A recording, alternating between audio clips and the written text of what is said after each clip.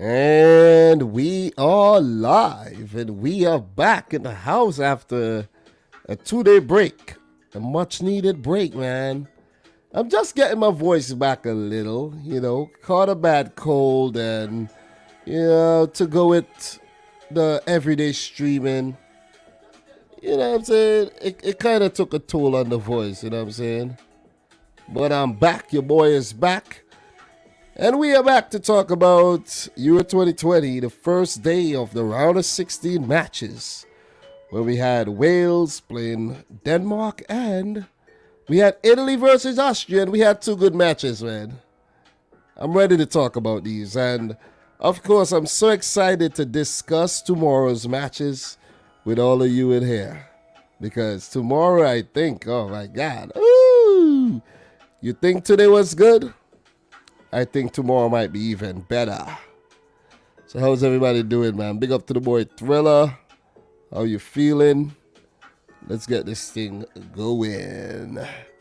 Who else we got in here? Big up to the boy Sebastian, Jiren Mopa, Chicken Man, and everybody tuning into the live stream right about now. Let's get things crack-a-lacking. Let's start with the game between Denmark and Wales. Denmark and Wales. I did predict Denmark to win this game. I didn't give a score prediction, but I think I was spot on with my analysis of these two teams and my analysis of who's going to win. And I got it right. I got the Italy-Austria game right as well. And also, I didn't give score predictions, but I did mention in my prediction video that these games could actually, of course, go to extra time, 120 minutes, or even all the way to penalties. And this one between Italy and Austria almost did so. So let's touch on the Wales-Denmark match, where Wales did finish the match with 10 men. Once again, like they did in their last group game against the Italians, where Ethan Ampadu was sent off. So, how's everybody in here feeling? Jexter, how are you doing, man? How are you? Good evening. Abdullah Erwan, who said, finally, Italy win. I am shaking that game with respect to Austria. Good quality. They played. On point. But let's talk a bit about Denmark, man. After what we saw in that Russia game, Denmark destroyed Russia 4-1. Their confidence has been growing as the tournament progressed, seeing that they somewhat struggled as expected against Finland, losing the game, losing their nerves after dealing with the whole Christian Eriksen situation. And I didn't know that game had restarted, and when I got the result, because another game had started, another game was playing at the same time, I was so shocked. I was like, whoa, Finland actually beat Denmark? But I think it was part of the whole process for them to get up to full pelt. And it seems like they're playing at full pelt right about now. Because they did push Belgium, who are one of the better teams in the tournament. They pushed them right to the end, where Kevin De Bruyne had to come off the bench and pull out some heroics. And then they played Russia 4-1. Completely destroy, a domination act. And it saw some brilliance from young guys like Damsgaard as well. You got to mention him. And now they're into the round of 16. I think they locked out with drawing Wales. To be honest, no disrespect to this Wales team, but if you look at the quality on display, Denmark are the better team by far. Maybe not by a long distance, but come on. If you've been following this thing for a while, I know Wales went on a fairy tale run back in 2016, and they could have done so again, but if you look at this Wales team, they're heavily reliable on Gareth Bale and Aaron Ramsey. That's what's been going on. And the other guys need to step up. They need to step up. And they haven't been stepping up. Hence the reason why Wales are packing their bags and they're going home. So this game was played at the Amsterdam Arena, where a few players from Denmark used to play for Ajax. Boylsson, you had Christian Eriksen himself, but he wasn't there, of course. And the hero of the day, Kasper Dolberg. So changes made for Denmark. Daniel Vass injured, Yusuf Poulsen injured, and in came Kasper Dolberg, the former Ajax man, and Striger Larsen, a right wing back, or you could say a winger, or a right back. And I was kind of surprised when I saw Dolberg's inclusion. I was like, Dolberg? I'm like, what is Dolberg doing here? Seriously. I'm like, I can't believe that Dolberg is actually starting this game. And then I heard the commentators say, okay, Poulsen is injured, and but it could have also been Braithwaite through the center, and they could have done something totally different. Or they could have brought in Cornelius, but you got to give Kasper Hjulman, the boss, a bit of credit here, because he has been doing some good work with this team, and you really got to give him some plaudits, because after what they went through, him being able to pull his team back to going all the way to the quarterfinals right now. If they get knocked out, it's fine. Right now, if they get knocked out in the next round, where they will play one of Netherlands or the Czech Republic, they'll be fine. Seriously, they'll be fine, because I think so far, after what happened, they have definitely overachieved. Big up to Swapnil Mishra, who's saying Wales suck. They would have lost even to Ukraine. Thank you very much, Swapnil. Thank you very much. Thank you very much. Thank you very much with the thoughts. Patrick Norgard says Denmark. You know what I'm saying? Swapnil, hold the thoughts, bro. Don't be spitting out all the thoughts. You know what I mean? I can't read everything right now. Just trying to talk about the game, give my thoughts and analysis. And yeah. So guys, if you want to engage with Swapnil Mishra, you could do so. But I can't engage with every single comment, if you understand what I'm saying. But thank you very much for the comments, though. So for Wales, in came Kiefer Moore, Chris Meffam, and Ben Davies. For Ampadu, who got red carded, Gunther, and Nico Williams. Those are the changes. And Pierre-Emile Heiber, the Tottenham Hotspur man, came into this game with 3 assists, and he has been flying under the radar for Denmark, just like he does fly under the radar for Tottenham Hotspur. So you got to give the tough midfield man some credit there. This game featured both of Leicester City's goalkeepers, number 1 in Kasper Schmeichel for Denmark, and number 2 in Danny Ward for Wales. So you could tell who had the more quality team, right? Come on. So Wales came into this game having kept 9 clean sheets in their last 13 competitive matches, which is very, very impressive. And they had only conceded more than 1 goal in only 3 of their previous 23 international fixtures. So listen, from what Denmark did here, smashing them 4-0, that was a huge achievement, man. Big achievement. In this game, we had a 27-minute goal by Kasper Dolberg, a 48-minute goal by Dolberg, Mæhle in the 88th, and Martin Braithwaite in the 94th minute. It was mostly Denmark for the whole game, but Wales did start the match out very, very well. I think in the first 20 minutes of this game, Wales were very, very, very impressive. And Gareth Bale had a few chances that he snatched at. I think if he had maybe kept his poise a little bit more, you never know, he could have pulled out something magical, but it wasn't to be. It wasn't to be. I could remember two shots he snapped at and sent them wide. So it was a very, very bright start for the Welsh.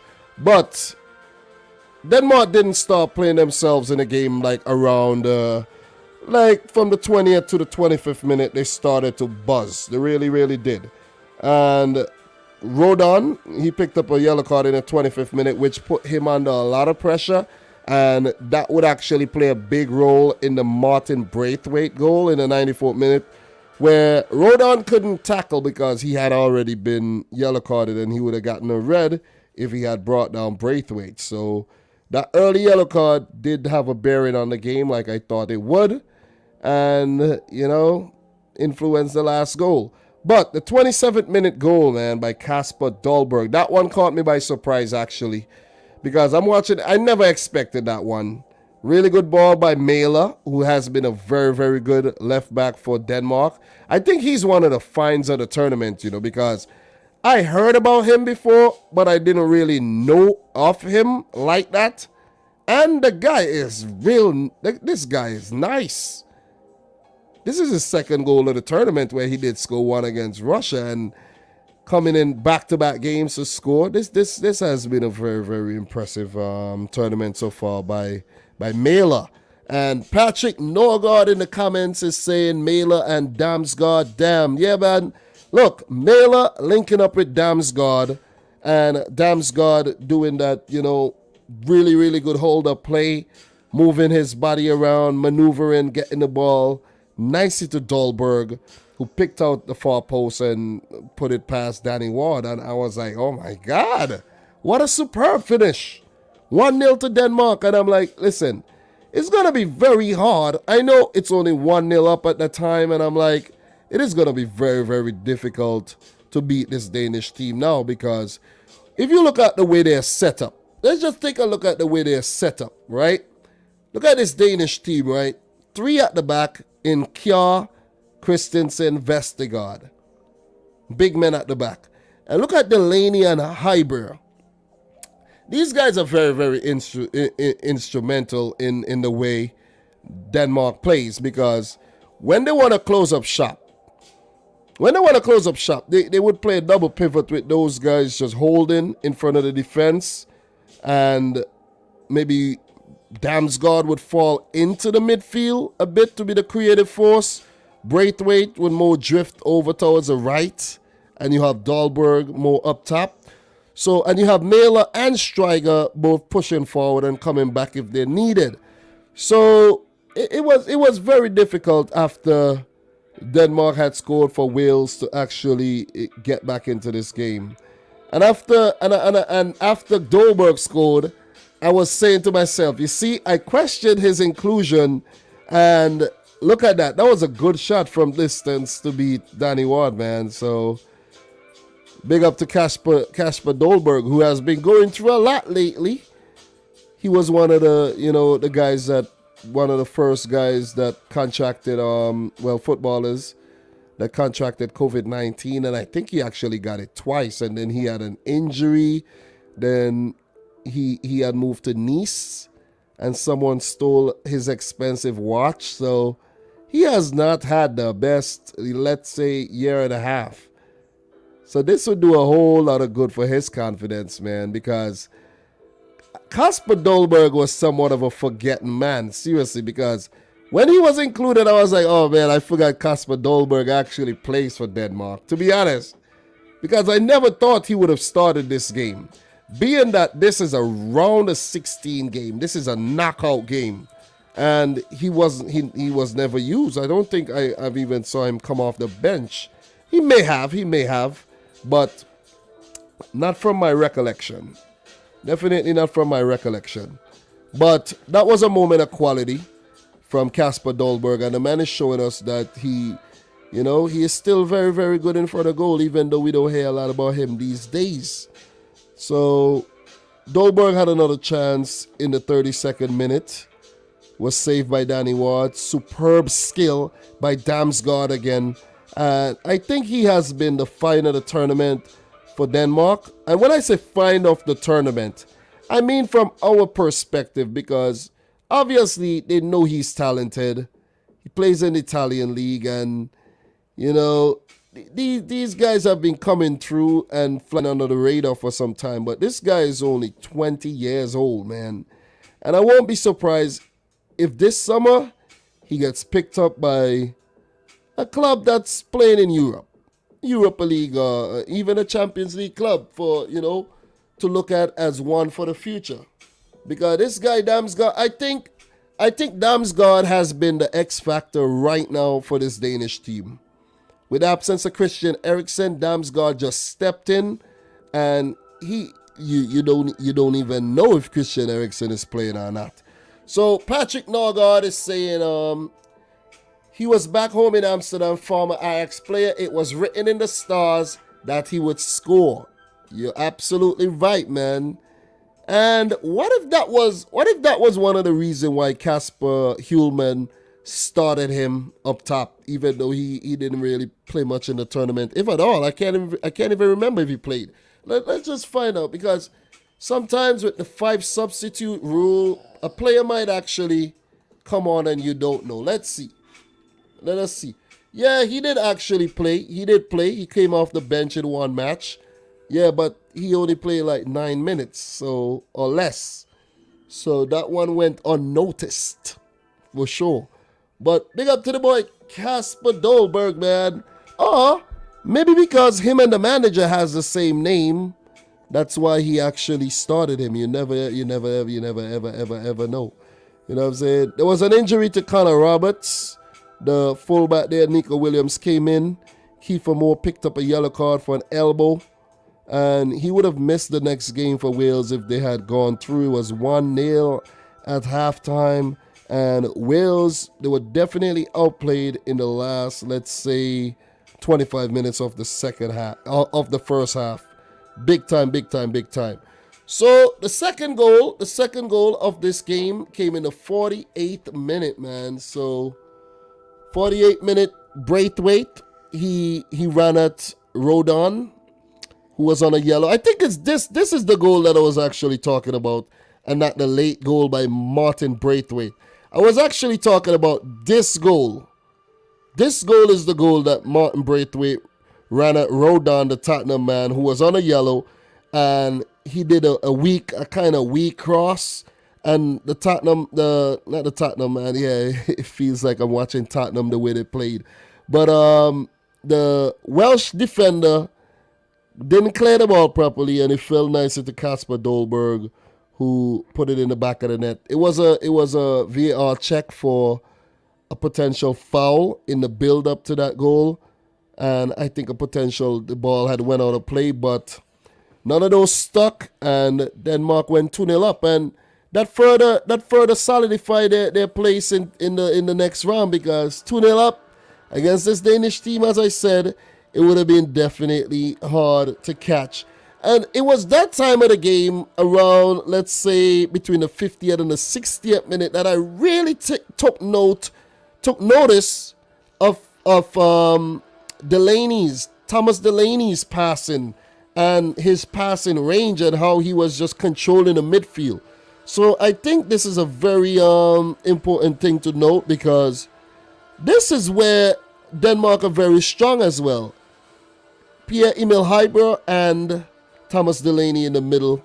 And Delaney, do the dirty work for Borussia Dortmund many times in the Champions League. So around the 60th minute, a lot of changes were made by both teams.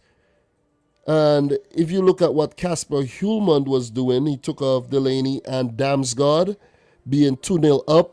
He was already thinking of the next round to keep those players fresh. Maybe Delaney, you don't want to risk him getting sent off, because he gets into the mix. And Jensen and Norgard came on to give a new, like a breath of, not so much a breath of fresh air, but fresh legs to the Danes. Welsh also brought on Harry Wilson, who was actually sent off later in the game for a nasty foul on a Danish player. And I think that actually happened because he had realized they had lost the game, and he lost his head, basically. So what are you guys saying in the chat right about now? Talk to me. Big up to everybody in here. Thanks to everybody who came through. And we had through the same point. Oh, that was Nico Williams with the clearance. Oh, man. Listen. While watching that game, I was actually on the go. You guys know I'm always on the go. So that was around the time when I was actually getting ready to leave work. So I didn't really pick up on the player that made that bad clearance, but you don't really want to point out any individual mistakes right about now. It's an international game, you know what I'm saying? Sorry there, guys. Give me 1 second. 1 second.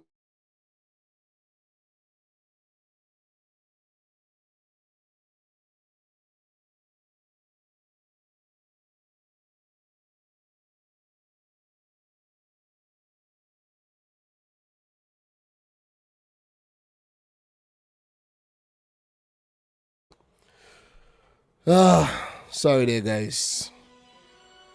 People calling me for nothing, man. Disturbing my whole analysis here. But yeah, going back to the Nico Williams clearance. I didn't even realize that was Nico Williams, man. So big up to Thriller, who says poor clearance from Nico Williams. And Thriller is saying that was a Liverpool player, Nico. Well, as Jordan is saying, Thriller, not anymore, bro, because Nico Williams is trying to leave Liverpool. He doesn't really want to play second fiddle. Damn, Hulero 11 here coming in with the news. It says, breaking news, Perisic has COVID-19.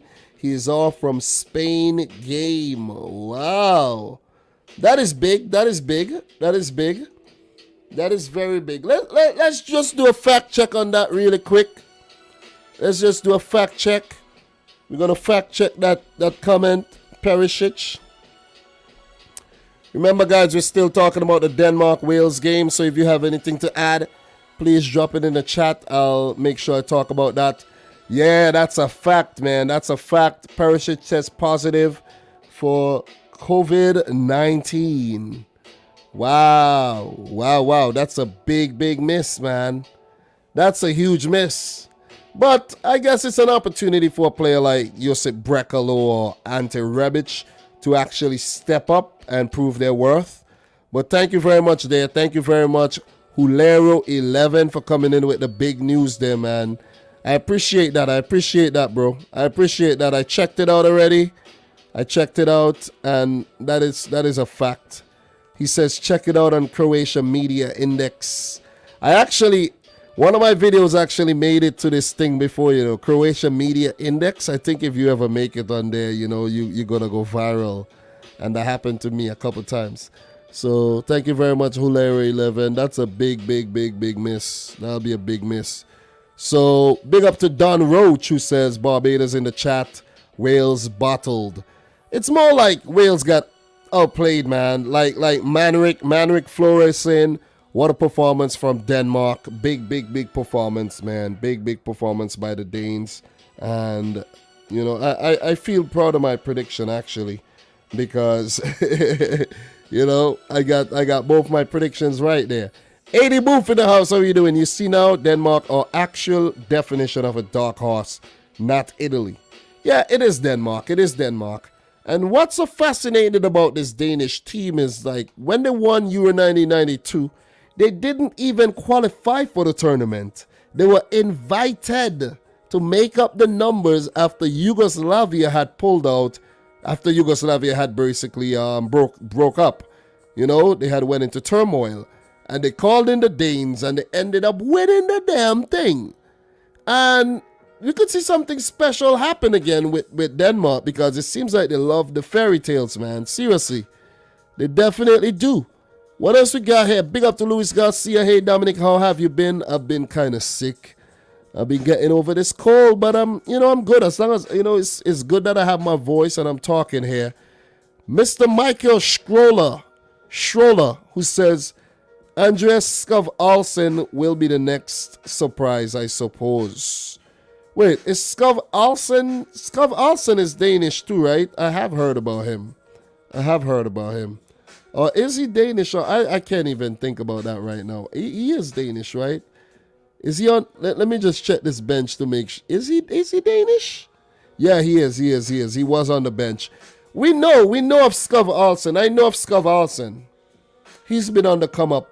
Wait, this cannot be. Whoa! Guys, I didn't even. Denmark has Matthias Jorgensen on the bench. The big striker, Jorgensen? I didn't even realize that, man. No, even this guy, Vind, Jonas Vind, he has been on the come up as well. This team has depth. This team has a lot of depth, man. I'm telling you. They got some serious depth. There's Skov, Robert Skov, and there's Skov Olsen. Skov Olsen I know of. They got some serious depth. Well, Lussell and Rono, the goalkeepers, they won't get a lot of opportunities with Schmeichel. But look, man, look. This Danish team ain't no team to play with. And they couldn't get far in the tournament because quarterfinal, right? You're playing one of the Czech Republic, right? Or Netherlands. And if you beat the Netherlands, let's say you beat the Netherlands or Czech Republic, you would play one of Sweden, Ukraine, England, or Germany. And listen, Denmark would fancy themselves against any one of those teams. You see what I'm saying? Any one of those teams. And if they beat the Netherlands to play one of those teams, they get a straight path. Listen, they get a straight path to the final. This is the easier side of the bracket. Yeah, this is indeed the easier side of the bracket. The other side got some heavyweights, real heavyweights. So with this performance, man, and Denmark seemingly getting better as the tournament progresses, they could get straight to they could get straight to the final. They could win it. And if they do go on to win this thing, this could be one of the most remarkable stories ever written in football because of what happened to Christian Eriksen on match day 1. So there was a collision in the 68th minute between Tottenham teammates Davies and Hyber, 50-50 thing. I thought somebody's leg had got broken the way those guys went in for the ball, but everyone walked off pretty okay. And we had a substitution. Dolberg, the man who scored the brace, was taken off in the 70th minute. And it goes back to where I mentioned Kasper Hjulmand and his very strategic substitutions. And that was genius because bringing on Cornelius, right? That was not a corny move at all. There was nothing corny about bringing on Cornelius because Cornelius was big in finishing off this game for the Danes because his presence up top was just, he held up the ball very well. He pulled defenders and he was just physical. So that was a very good move, taking off the tiring Kasper Dolberg, who had already achieved his glory in the game by getting 2 goals. And listen, at the beginning of the game when you saw Kasper Dolberg name on the team sheet, you could have never predicted he was going to get a brace on the day. So that was pretty good stuff. A few more subs was made between the 70th and the 80th minute. Robert Page for Wales began to make a few offensive substitutions, of course, chasing the game, and that's where I think he lost the plot. He needed to score 2 to take it to extra time and, maybe to penalties. You had to bring on the offensive players, and he did the right thing. And that goal by Mailer, man, that goal by Mailer, and we had Braithwaite, Joachim Andersen link it up, and Mailer, man, oh man, that was brilliant. The way he got the ball, right? The way he got the ball, and then he just took his time, lift his head up, like he had the world of time, and smashed it past Danny Ward. That was a brilliant goal. This guy is a gem. Trust me, this guy is a gem. I keep forgetting his first name, I keep forgetting his first name. Is his name Joachim? Yep. Joachim Mailer, 24 years old. Whoa. And you see, these Atalanta players, these Atalanta players, I'm telling you, these Atalanta players are something else. And big up to everybody in the house, man. We got the peoples up in here. We got 86 people up in the house. How are you guys doing? Make sure you guys smash the thumbs up button for the live stream. Your boy coming back after a 2-day break. Caught the cold and all, so I've been struggling. So make sure you smash the thumbs up button, man. Appreciate everybody in here right about now. So we have Thriller saying, Bailey's off to play some golf now for the rest of the summer. Yeah, Ibrahim. Yeah, man, Atalanta player. Joachim Mailer. Listen, these Atalanta players have been shining at this tournament, I'm telling you. Look at Pessina for Italy. See what I'm saying? Look at Miranchuk. Even Malinovsky to a lesser extent. Look at Gosens. These players are shining, I'm telling you. Shining, shining, shining, shining, yeah. Telling you, man, big up to Atalanta and what they've been doing over there in the Syria. So Prince Eugen says VAR decided the game, unfortunately. Are you talking about the Italy game? Because, oh yeah, you're Austrian. We're going to get to that game, so stick around. We're going to be talking about that game a little bit later. But guys, let's smash the thumbs up button, man. Let's get the stream up to about 75 thumbs up. We have about 100 people in here right about now, and we haven't even hit 30 thumbs up. Like, come on, guys. You could do a lot better than that.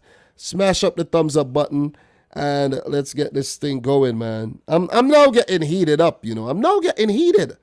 The engines are now warming up, man. So just add a little bit more fuel, and we get this thing going. We get this thing going because we do have to talk about the games tomorrow. So we got some time. So Prince Eugen is saying later I sleep. Wait, before you do go, the VAR was correct. They were correct. The refereeing, I think, has been a lot more consistent, and it has been a lot better at the Euros. So I'm going to let you know right now, Austria, they tried hard. They weren't hard done by in terms of the VAR decision. And in the end, they just couldn't see it off. They just couldn't get over the finish line. So hard luck, bro. Hard luck. Austria, they did something great. They never ever made it to a knockout stage of any tournament. So they have already overachieved at this tournament. So big up to Austria. So Raz is saying Denmark were class, Dominic. Yeah, that's what we've been talking about. They were definitely class. Are you late to class, Raz? Are you late? We've been talking about that all day. Big up to the boy, my boy right here. Thank you very much. JW92 of all colors, I think that's what your name stands for, says, tops to Denmark manager though. Wales started the better team and he made a tactical change and it paid off. I don't agree with that, you know. I don't think Wales started the better team. Because if you look at this Welsh team, though, how is it better than the Danish team? Let's look at these teams. How are they better? Who is Morel? You know what I'm saying? Who is Joe Morel? Chris Meffam plays for Bournemouth. Joe Rodon just came up from the championship. He hardly plays for Tottenham, right? We know Ben Davies is trash. Connor Roberts, I think he plays in the championship as well. Gareth Bale, he hardly was playing for Tottenham and he just started, but we know of his quality. Aaron Ramsey, he hardly played for Juventus. Daniel James hardly plays for freaking Man United. Joe Allen, basically a Liverpool reject now, plays for Stoke. Kiefer Moore. Who is Kiefer Moore? You know what I'm saying? But this Danish team is quality. You see what I'm saying? This is a quality team. Look at these teams, and you cannot say on paper, the Danes were better, and the result proved so as well. They were much better. They outplayed. They thoroughly outplayed Wales. Denmark outplayed Wales. This would be one of the most one-sided games in the round of 16. This one. 98th minute, Harry Wilson red card. He follows Ethan Ampadu. Three straight reds so far at the tournament, I think. Or 3 red cards, not straight. 3 red cards. And now Krykowiak, Ampadu, and Harry Wilson. And then Braithwaite did get his goal late in the match there to make it 4. Big up to Denmark. It was a great performance. It was a great win. It was well deserved. In terms of stats, Wales 11 shots at goal, 1 on target. 1 on target, yeah. 47% of the ball, 386 passes with an 82% pass accuracy. And going back to the shots and target, I can remember Daniel James did get a couple shots off. They were blocked. Garrett Bale, nothing too clear cut for Wales on the day, to be honest.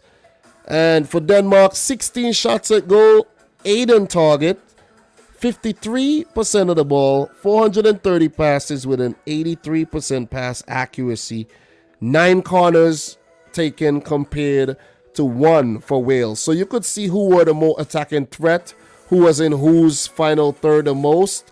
And in the end, Denmark deserved the win. Without a doubt. I have no doubts about this Denmark win. None at all. None.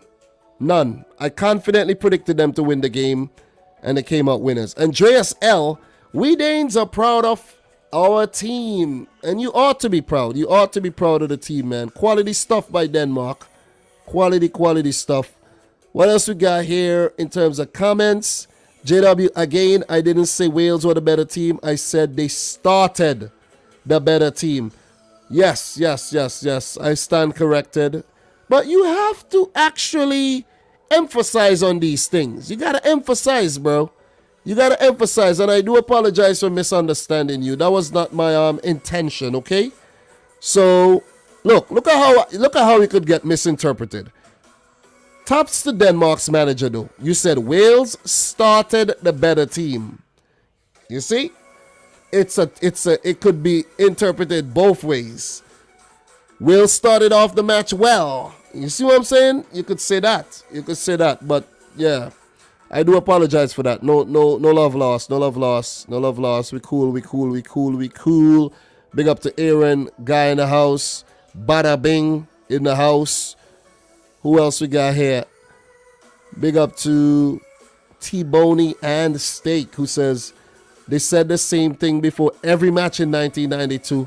They will go out against the French, out against Holland, out against Germany, lose badly at King Fahd Cup. Thank you very much, man. Thank you very much. That's a solid comment. Solid comment. Chicken Man, no problem, man. Thank you very much for stopping by. Thank you very much.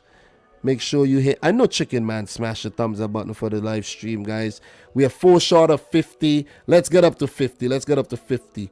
Prince Eugen is saying, in the quarterfinals, we will see how strong Denmark is. Unfortunately, Wales is not good at the time, so you can really get information after that game. Look, man, it seems like we do not have a Danish fan here. You are not a Danish fan, and it seems like you want Denmark to get knocked out. I would love to see Denmark versus the Netherlands in the next round. I really doubt the Czech Republic are going to beat this Dutch team, but we shall see.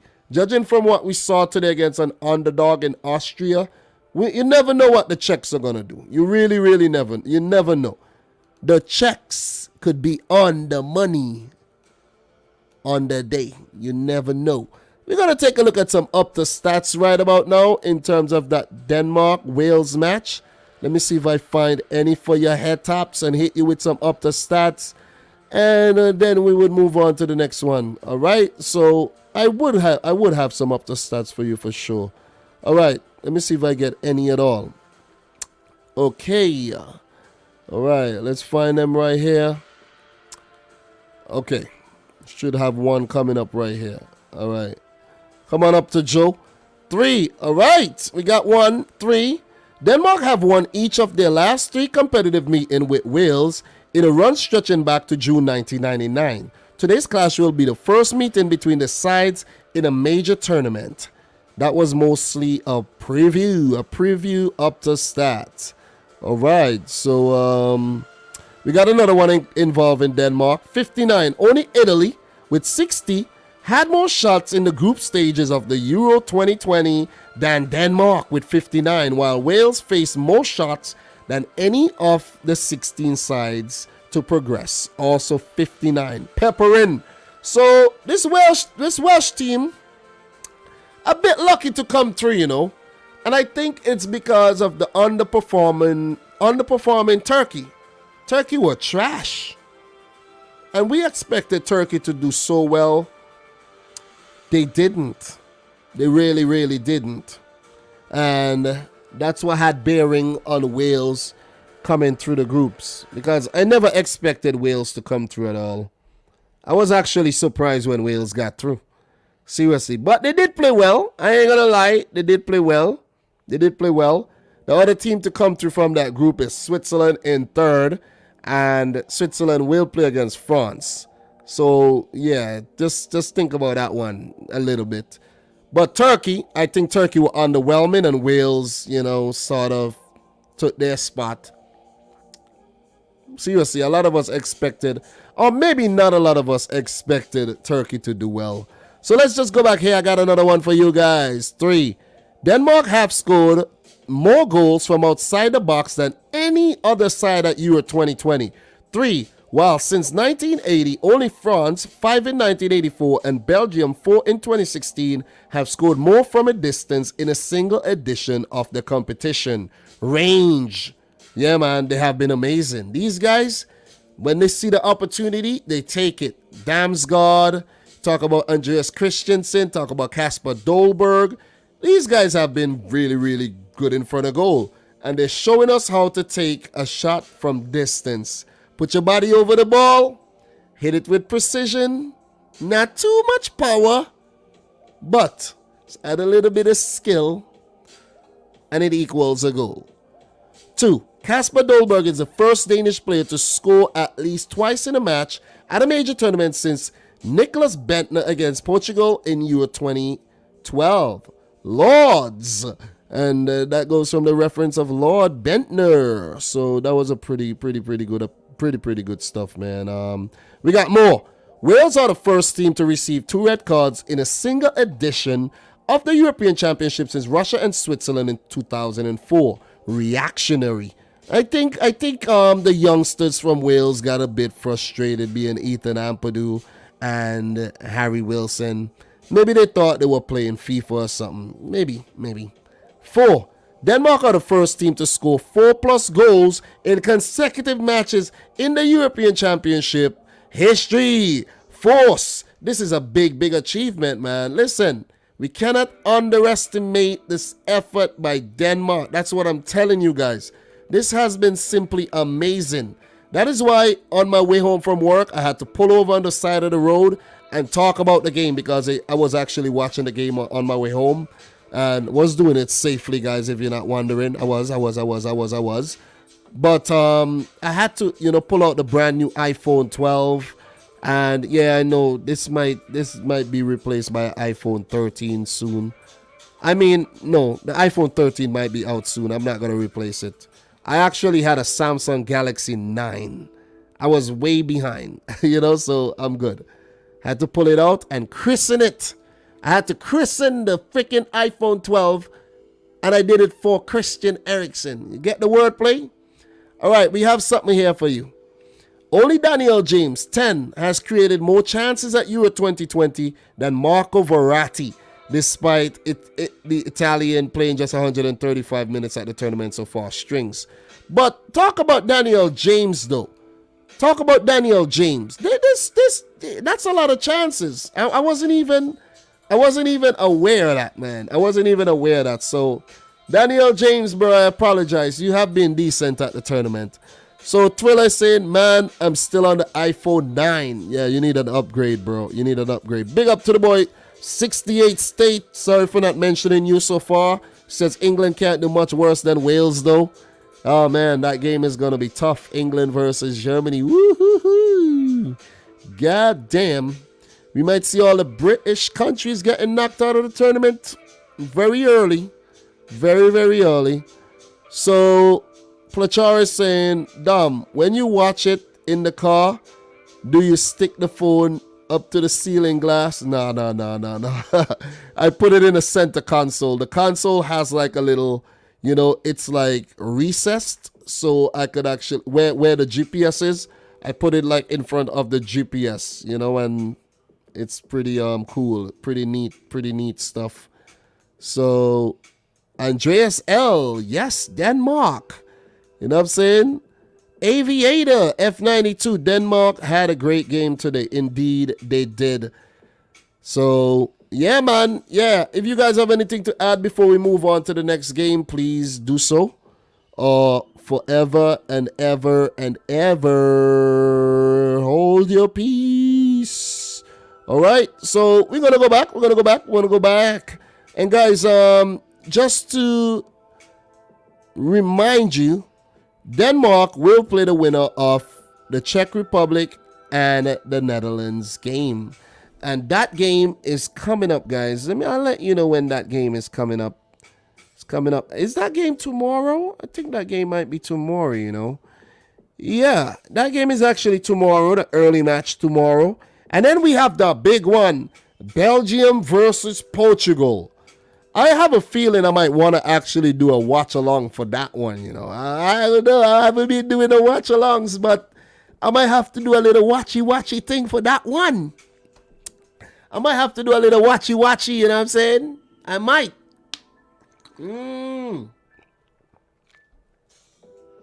I might, man. I might have to go up in the lighthouse and do a little watchy. Watch around a bit. God, that one would be a big one. That's a big game. That is a big game. Listen, we're going to talk about that game later. So make sure you guys stick around. We're going to talk about that one. Make sure you like the video if you're enjoying the content and the analysis of, oh man. So, look, let's talk about the next game. Let us go. Let us talk about it. Listen, I know you guys are itching to talk about this one. Italy 2, Austria 0. 0-0 after 90 minutes. And a lot of people would not have guessed this. In terms of changes for both teams, I know Italy had to make a lot of changes because they made a lot of changes in their last game of the group against Wales, right? Wales they played. So they expectedly, made a lot of changes. Austria, I didn't actually get to write down who came in or who came out because, you know, I'm going to explain to you guys. I don't need to explain, but I'm going to explain. I'm a busy man. I be on the go. I got up early for work today. I went to work. I caught the first game while I was at work towards the end of my shift.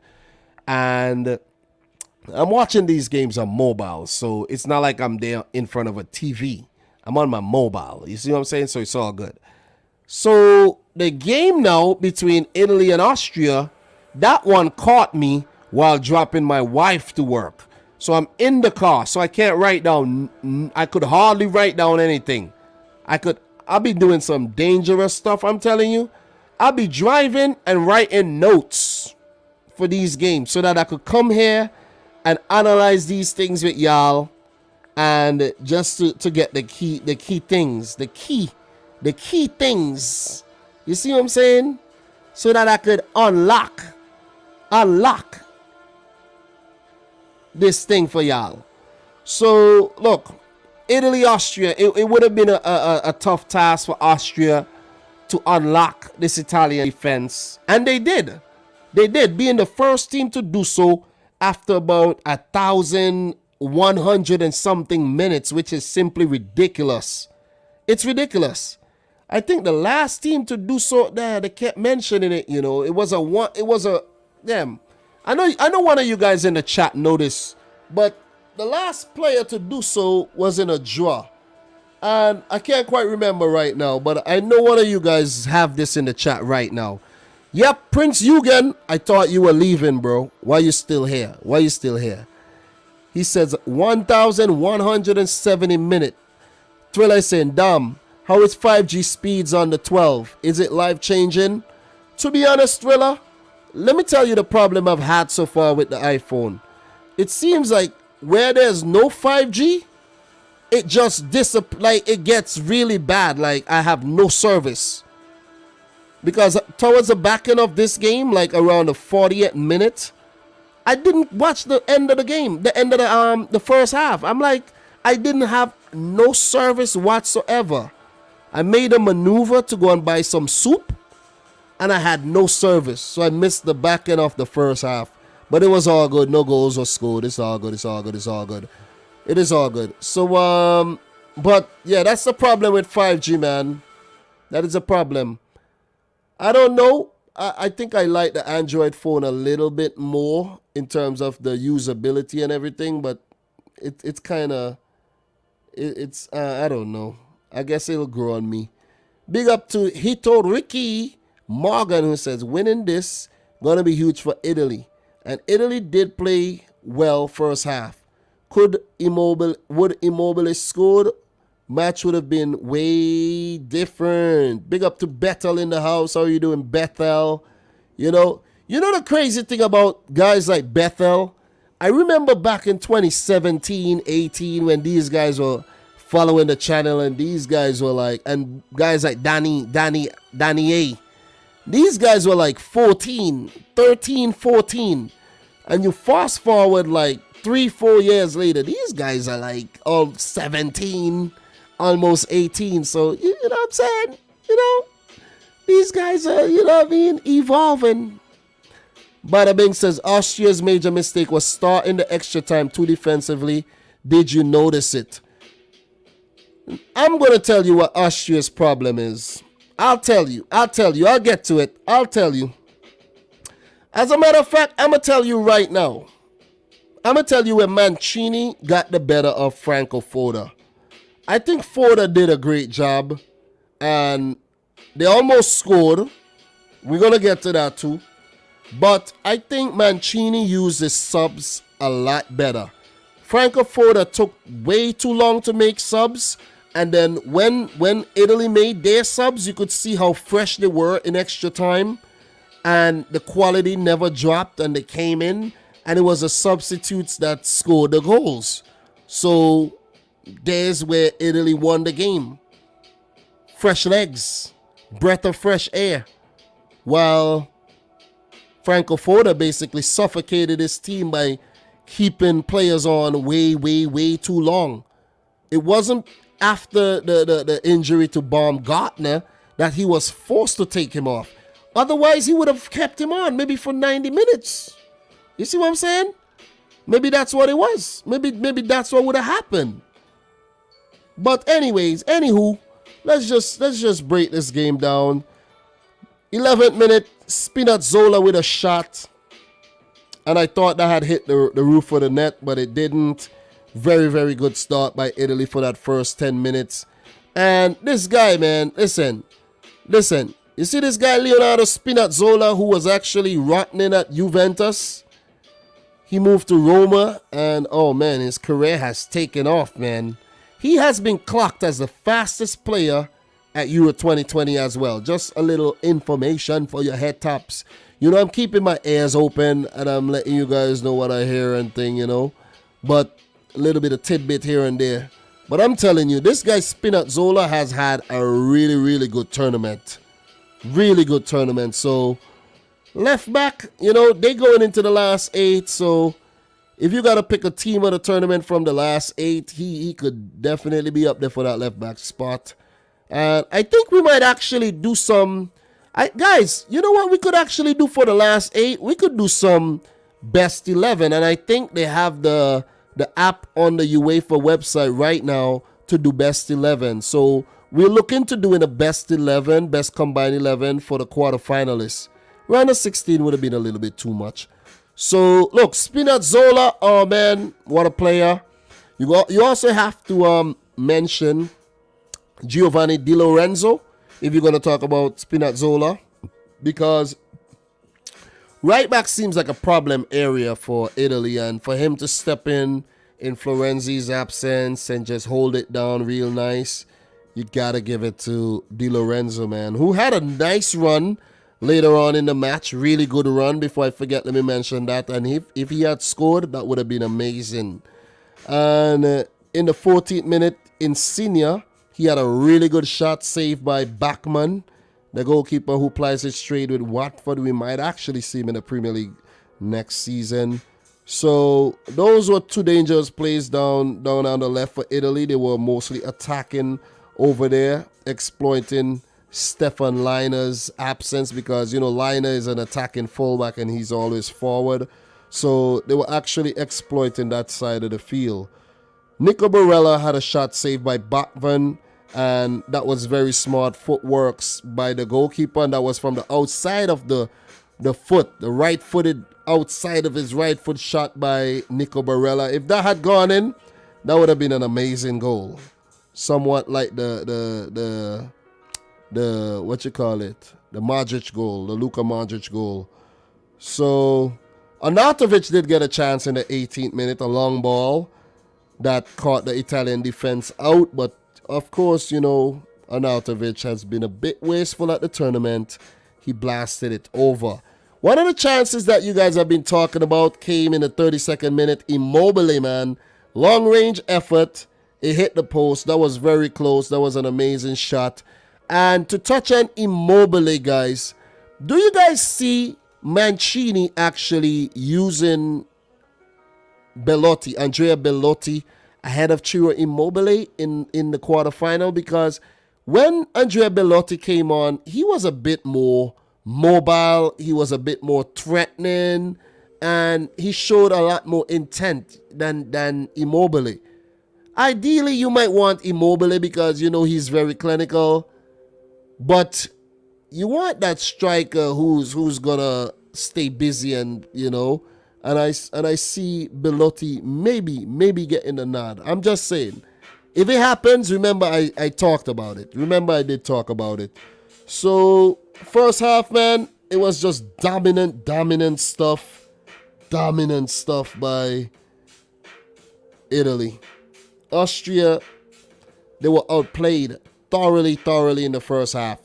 But when the second half came, listen, I didn't even, were we watching Austria? I didn't even believe, I'm like, can't be Austria we're looking at here, because they were goddamn, they were on top of the Italians in the second half. And I mean on top of the Italians in the second half. A better start. Alaba had a free kick, which he, if he would have taken it better, maybe you needed a Messi or a Juninho on that free kick. But Alaba failed to put it in the back of the net. And then Sabitzer had a shot. It deflected wide. Good period for Austria. And Arnautovic did get a shot, which it was a weak finish. And then on the back of all that brilliant play and all that pressure by Austria, they did score.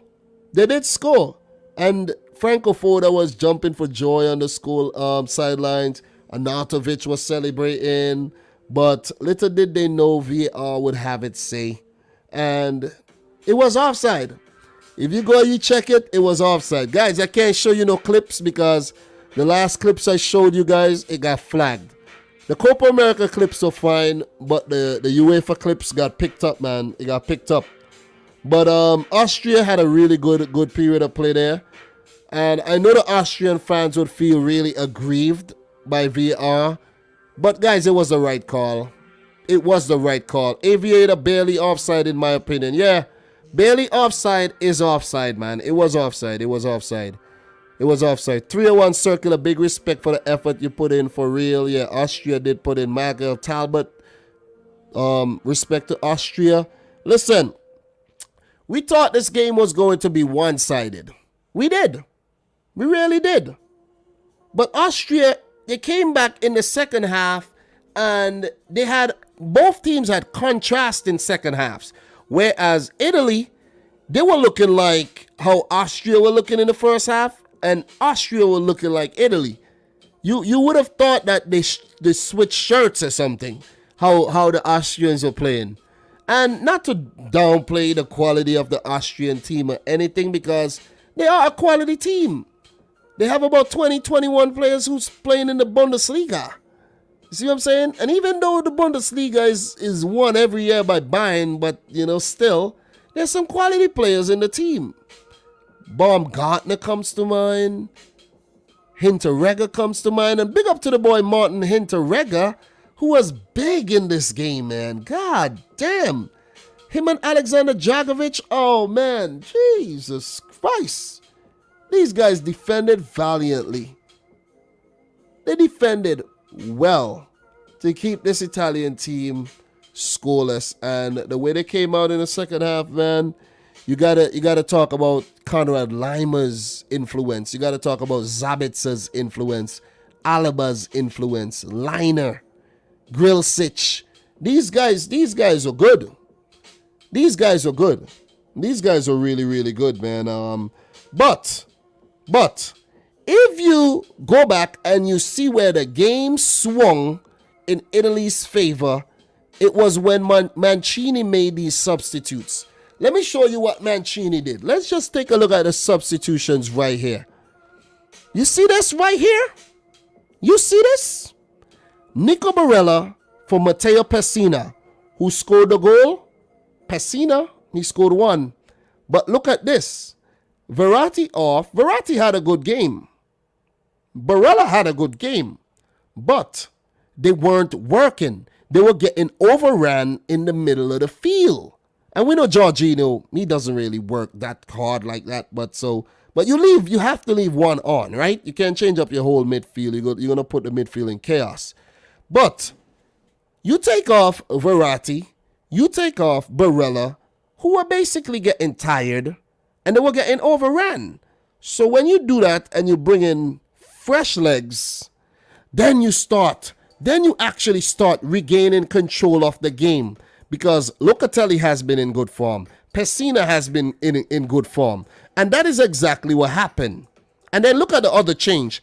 84th minute. When Bellotti came on for Ciro Immobile, then you started seeing something different. He offered Italy a different threat up top. A guy who's going to move around a bit more than Ciro Immobile. You see what I'm saying? A faster player up top. And this is what I think Mancini did right after Austria had Italy rattled and looking really, really, really shaky in the second half. So they had to pull things back. And at that time of the game, I was saying to myself, man, this Italian team does not look like contenders to win this tournament at all. They might actually lose the game. You know what I'm saying? They might actually lose the game. You know what I'm saying? They might. But a goal that did not happen, man. That 83rd minute effort by Domenico. What a name, right? Berardi. That spectacular effort. If he had connected nicely like that, Luis Diaz, Colombia, Brazil, spectacular goal. If he had connected properly, oh man, that would have been an amazing goal. So the game had 5 minutes of extra time, bam, 0-0, and then it went into extra 30 minutes, and basically almost immediately, first 5 minutes in the 95th minute there, Chiesa's goal came. Who? Spinazzola with the ball. If you go back and you look at the goal, I can't look at the goal right now because of copyright reasons.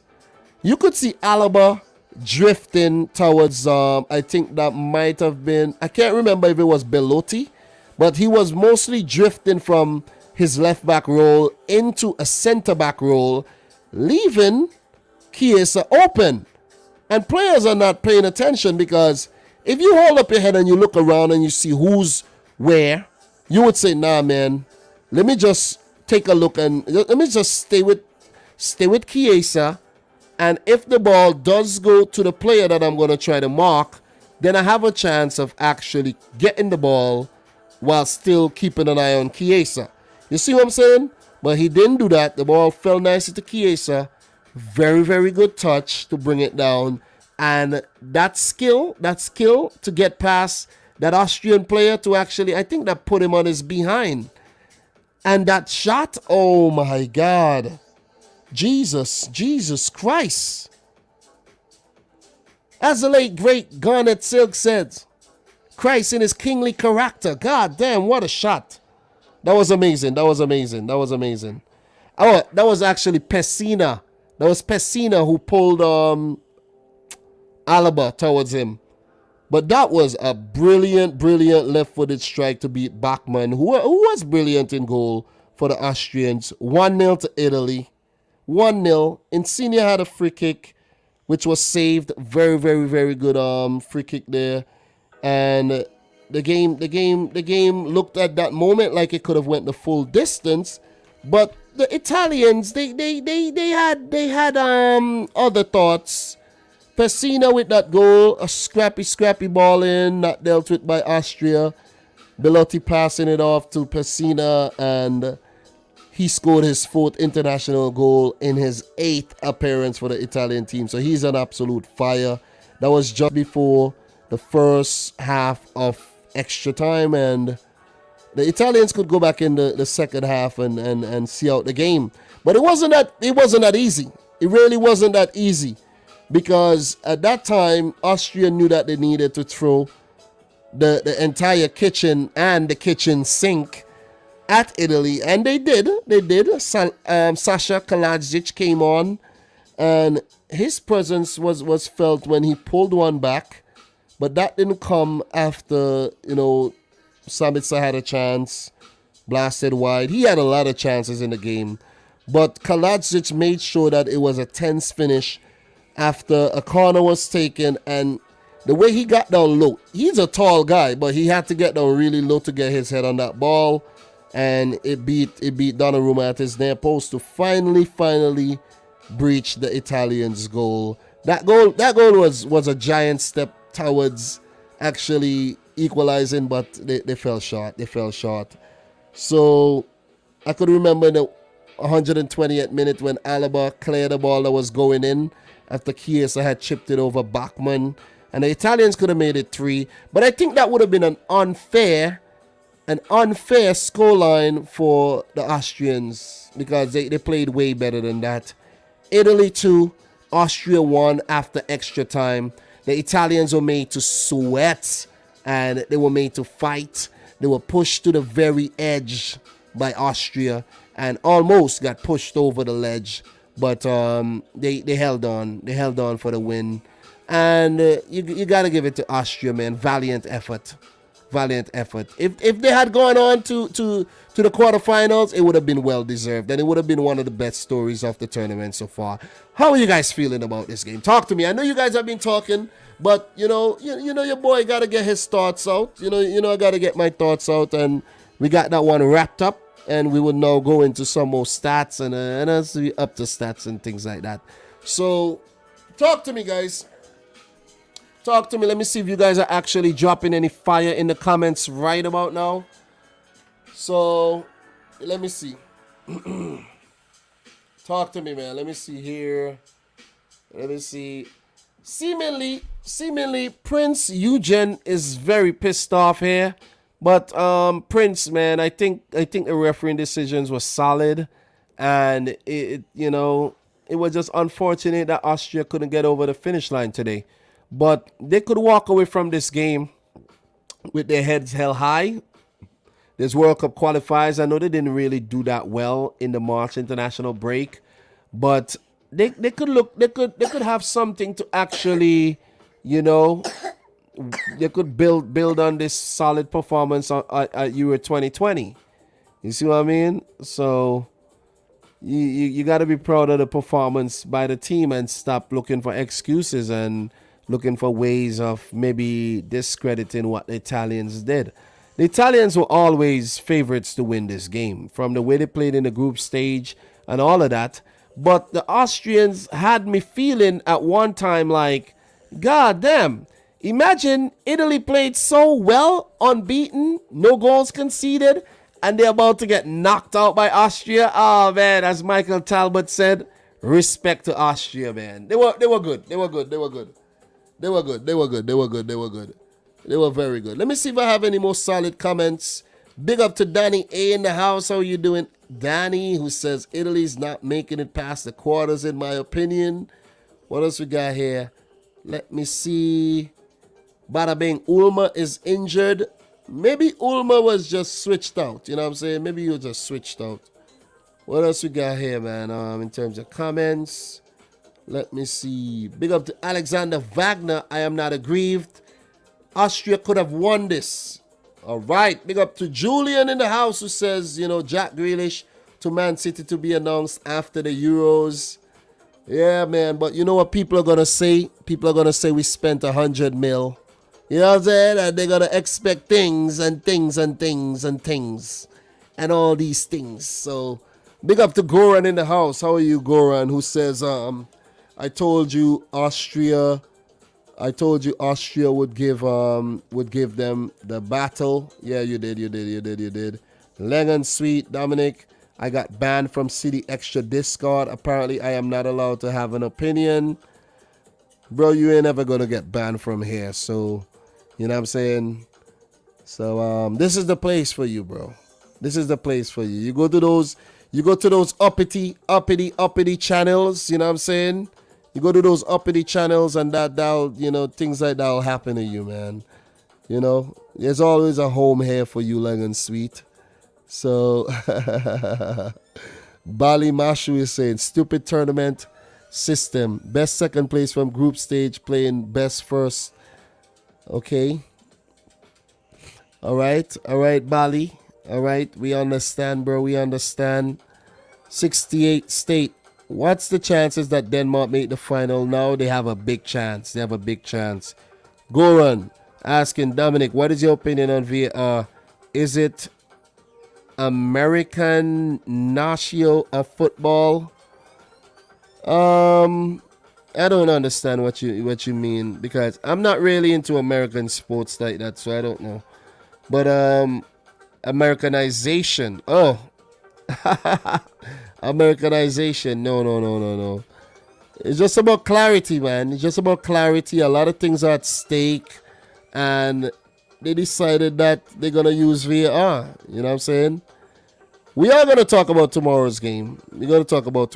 So Thriller says the most uppity channel was that Liverpool channel that banned us for raiding. Yeah, those guys were a bunch of. I don't even need to get into that. See what I'm saying? I don't need to get into that, man. You feel me? We're not gonna get into that. But in terms of stats for that game, let's just touch on some stats. In that game, Italy 27 shots at goal. God damn it. 6 on target, 56% of the ball, 667 passes with an 86% pass accuracy, committed 10 fouls, 4 corners. Classy stuff. Let me drink some water for my voice, man. Classy.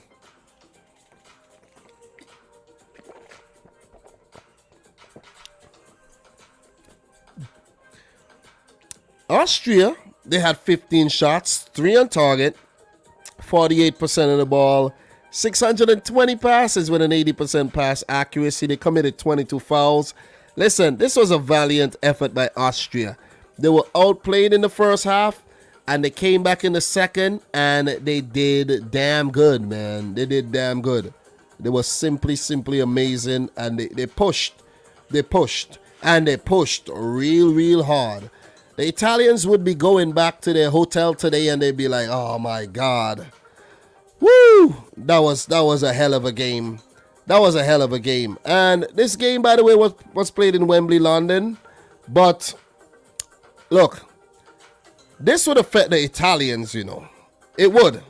Because if Italy win this game, they win this game, they would play one of Belgium or Portugal, right? I said if they win the game. They actually won the game.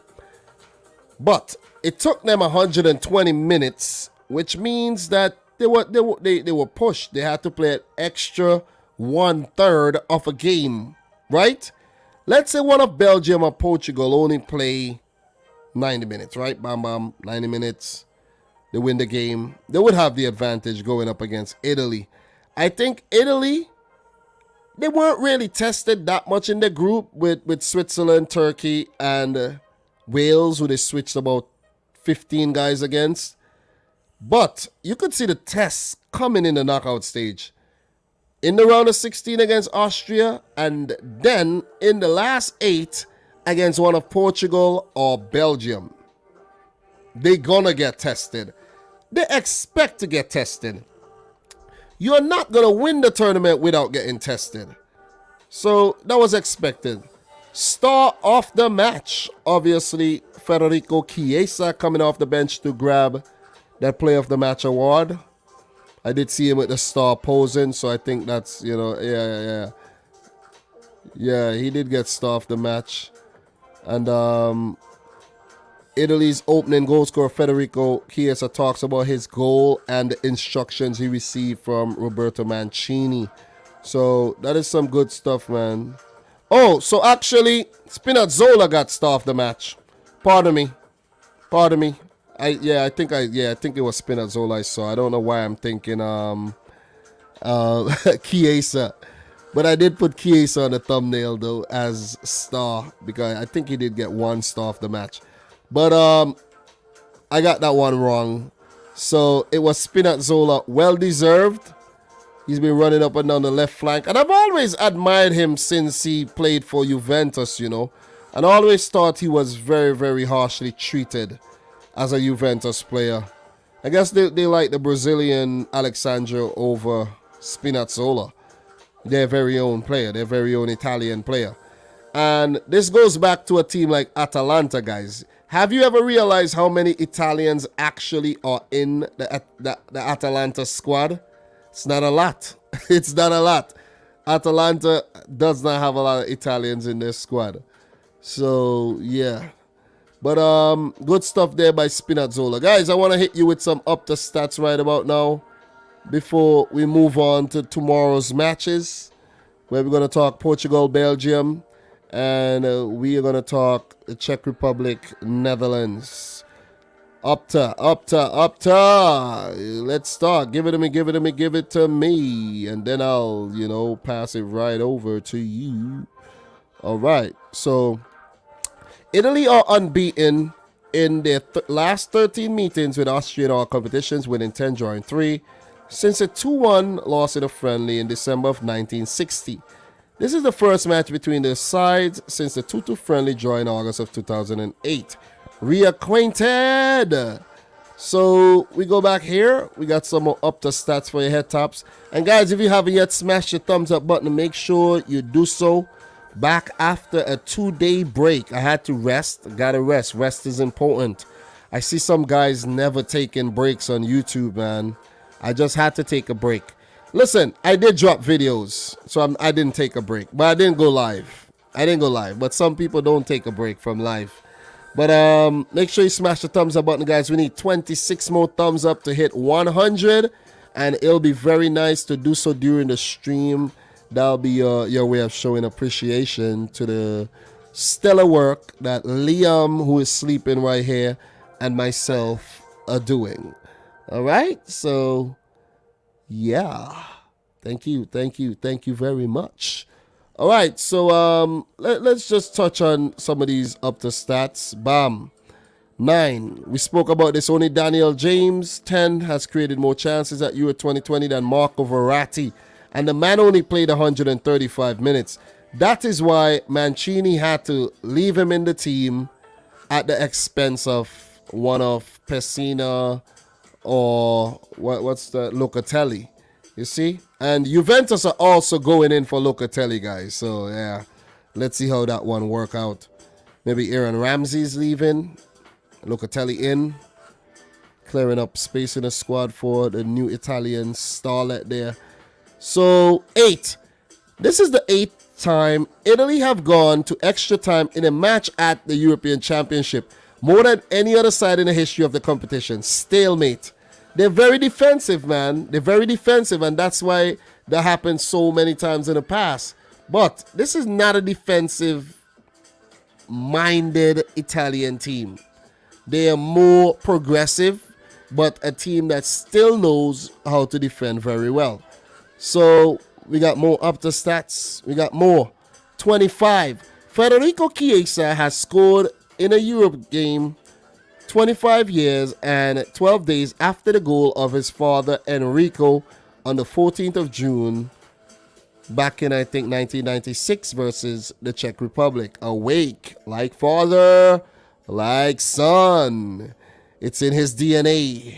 It's in his genes. That was an amazing goal. Chiesa is a baller, though. Listen, Chiesa is a baller. 1,168. Sasha Kalajdzic's goal for Austria was the first Italy had conceded since October of 2020, ending a run of 1,168 minutes without conceding for the Italians. Breached. Call a security company. That was amazing. It took a really good goal for them to actually do that. 3. Tonight's game between Italy and Austria saw 3 goals scored in extra time at the Euros for just the second time, after France versus Portugal in 1984. Late. Better late than never. That's what they say.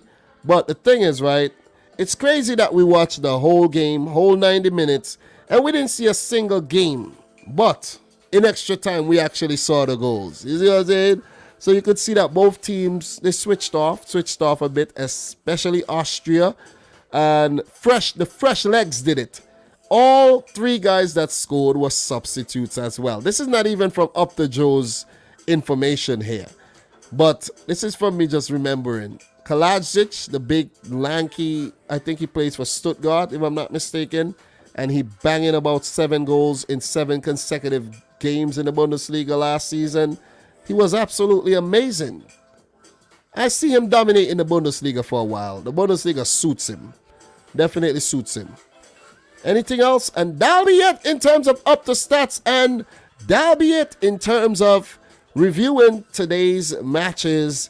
Italy 2, Austria 1 after extra time. And Denmark absolutely destroying Wales 4-0. Big up to the boy AD744. Big up to Zachary Leahy in the house. How are you doing, Zachary? Big up to Dupe as well. Dupe is the man. How are you doing? 68 State, Sam, Aviator, all of y'all, Michael Talbot, everybody, 80 Booth, everybody in the house, Prince Eugen, Goran, everybody in the house, Alexander Wagner, who says, did you know Alaba did never get a red or yellow card, yellow to a red, and never caused a penalty in 298 Bundesliga games and over 90 Champions League games? No, I didn't know that. And I'm not about to fact check you right now at all. Till I say it. And Spinazzola is such a cool name. Conroy Talks. Is this Conroy? Is this the Conroy that I'm thinking about? This cannot be the Conroy that I'm thinking about. Big up to the boy Conroy, man. Is this the Conroy that be on Ryan LFC's channel? Oh, man, if this is Conroy from that, that be on Ryan's channel, big up to you, man. I think you speak very well, Conroy. Maybe next season we do something, we do a video or so together, So big up to Conroy in the house. If that's you. So, Roy Parcels is saying, I have just won some cash. I placed my bet on a draw at normal time. Well played, Austria. Wash hands. Shout outs to me rich, Roy Parcels. Thank you very much, Roy. I made some quality predictions. I didn't give scores, but at least I give you guys a little bit of, direction. Alexander Wagner, Shagler, Baumgartner, and Sabitzer are going places. Yeah, and you gotta give that guy Schoff, from Schalke. I don't even know if I'm saying his name right. He came on and did a great job, and I think Schaub today did a great job for Austria as well. So let me just see if I'm getting the names right for the Austrian subs, because these names are Schoff. That name is pretty hard. Kalajic for Adaltovic. Gregosic came on, and Louis Schaub. Yeah, Schaub came off the bench and did the damn thing, man. He had a brilliant shot saved. You know what I mean? Cristante for Insigne. Insigne balled. He balled his ass off today, man. So big up to, the man who's vertically challenged, Lorenzo Insigne. And no disrespect to the vertically challenged peeps in here. Stefanil Sankier, replacing his former RB Leipzig man, Konrad Leimer. And you had Christopher Trimmel getting a little run out, a little taste of the tournament, because I think that's the first game I saw him in. Let me see. Yep. Franco Foda said, hey, Chris Trimmel, get a run out, bro. You might never be back here again. You're 34 years old. You see what I'm saying? So, quality game, man. Guys, let me tell you something. If this is what the round of 16 has to offer, give it to me. Give it to me. Give it to me. Give it to me. Give it to me. 10 times over. And that is why I wore the Santa hat for the prediction video, man. Because it is like Christmas. It is like Christmas. Guys, the other thing is, I don't know if you realize how I did the prediction video. I winged it, man. I winged the prediction video. And it ended up doing much better than the group stage video. Even though I think the group stage video had a lot more information. It was well more produced. But sometimes less is more. Less is more. And that's what I did. That's the approach I took. Didn't take me long to edit. Didn't take me long to record. And I was like, okay, if it flops, it flops. And it actually did great. So, guys, we're going to go into the next segment of today's live stream where we talk about tomorrow's matches, the previews, and we'll have the Netherlands versus the Czech Republic at the Puskás Arena in Budapest, Hungary. And we will have Belgium versus Portugal, the battle of the heavyweights in La Cartuja Stadium in Seville, Spain. Woo! Guys, I think my voice is coming back a little. It's good to get your voice back, man. You see what I'm saying? It's like a bird with a broken wing. When the wing heals, man, he'll fly again. And he'll fly far. He'll fly real far. And I'm flying right now. Let's talk about the Dutch versus the Czechs, where the Czechs could be on the money. This is a good one. This is a good one because the Dutch, you know, they breeze through the group stages, pretty much breeze through in their orange and their black and the inverse for the away kit, looking all spiffy, looking all nice, looking all dapper done, swaggerific, swag boss. You see what I'm saying? But no, I think they will get a test. We could see a similar game like the Italy-Austria with the Czech Republic versus the Netherlands here. We can. We can. The Czechs coming off of a loss against England. An unspectacular win for England. So the Czechs would hold their head high coming into this game. But the Dutch, man, these guys, oh, man, they're looking good. They're looking good, man. And you're like... oh, man, they're looking good like a nice lady walking down the street in a sundress in July. The Brooklyn streets of New York. Listen. Or on a Caribbean island. On a Caribbean island. On the beach or something. But look, the Netherlands, look at that form, man. Frank de Boer has his team set up and playing some good football. And the individuals are stepping up. You think of Memphis. You think of Denzel Dumfries. You think of Gini Wijnaldum. You think of Frankie de Jong. These guys have played well. You see what I'm saying? Guys flying under the radar like Patrick Van Aanholt, Martin de Roon, Matthijs de Ligt, Daily Blend. These guys have been playing some good football. You see Daniel Malen getting introduced, getting unleashed. I would like to see Malen start this game. Let's talk a bit about some head-to-head here, guys, between the Netherlands and the Czechs. 3 wins for the Dutch, 3 draws, and the Czechs have 5 wins, outscoring the Dutch in their head-to-head. This is big. This is really big because let me tell you something, man. Let me tell you something. This is a huge stat because the Czechs would go into this game not feeling so much like underdogs, you know. They would, seriously. They would go into this game very confident, and they have the quality in Šusek, Kufal, Král. You see what I mean? Patrick Schick, Masopust. They got the talent. They got the talent to test this Dutch team. A Dutch team as I said, that could be tested for the very first time, for real, at this year's event.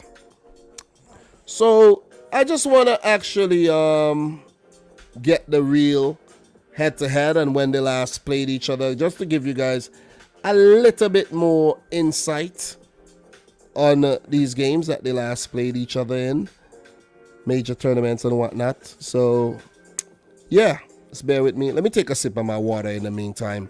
And if you're drinking beer, water, juice, take a sip. Cheers to you.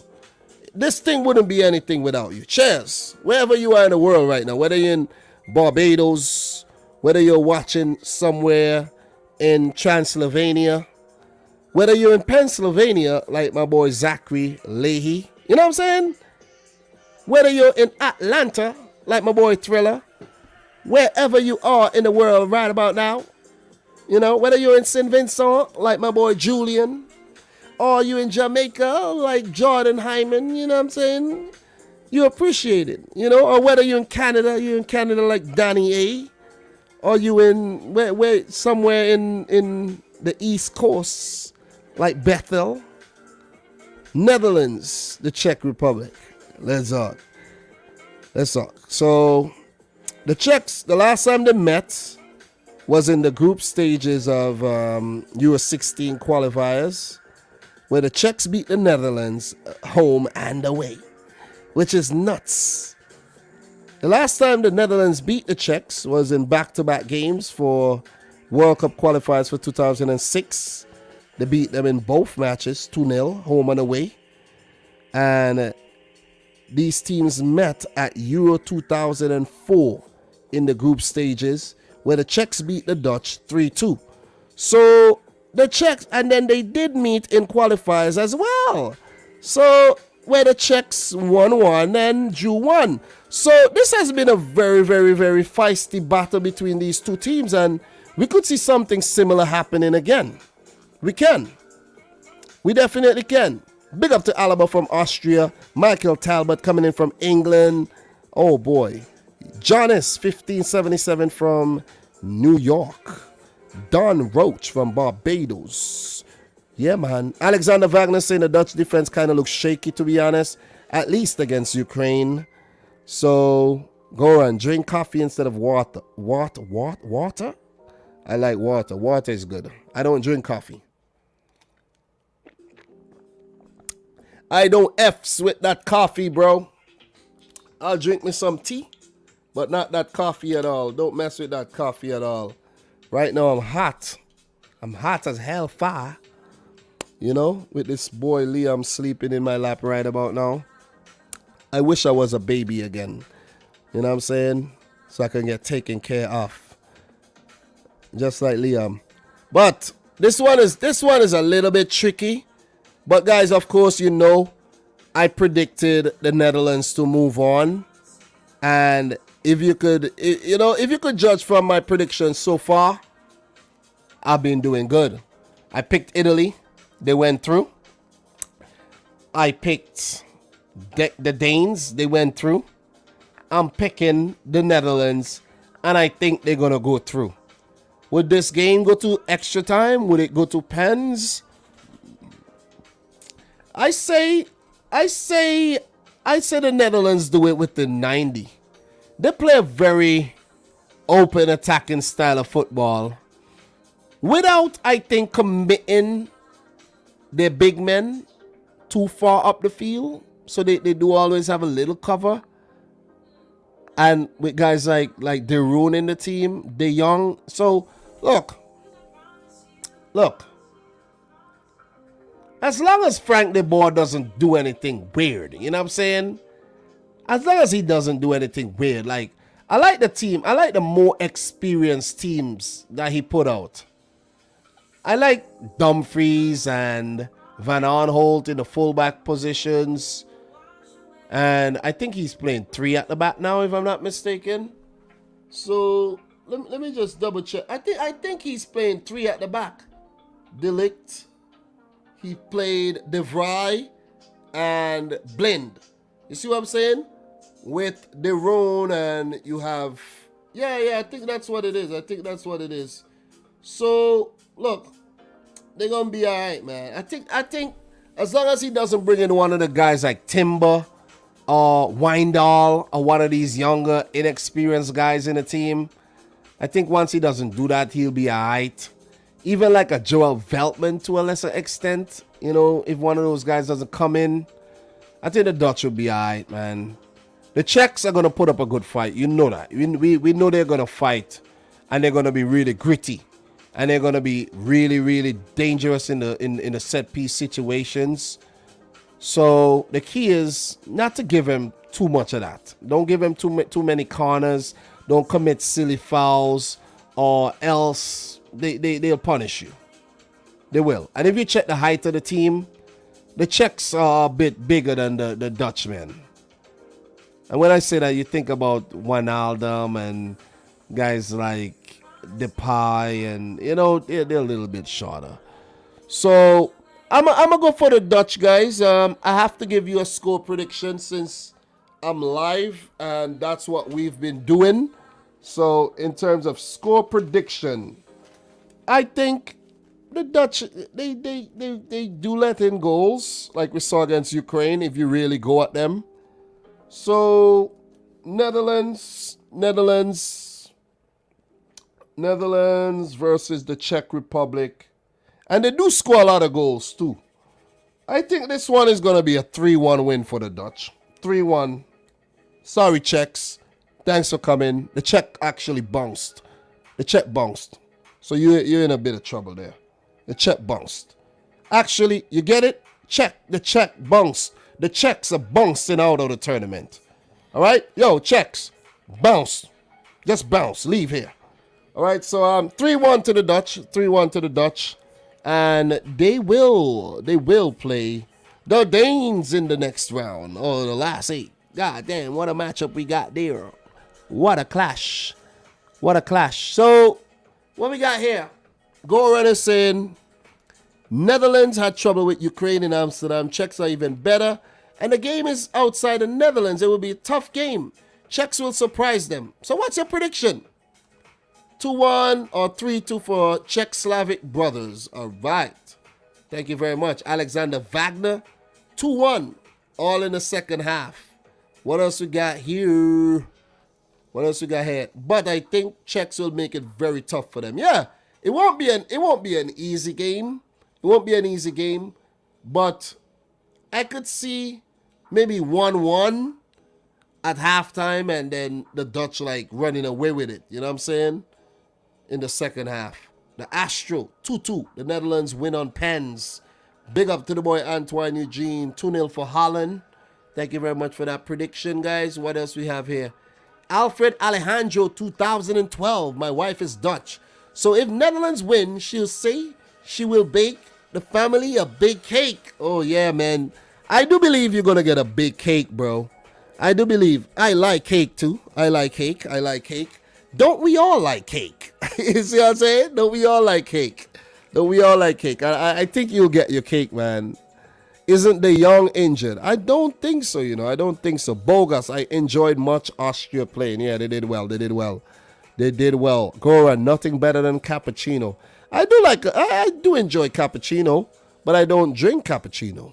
But I used to actually work at Dunkin' Donuts before, so I used to try out the cappuccino drinks and all of that.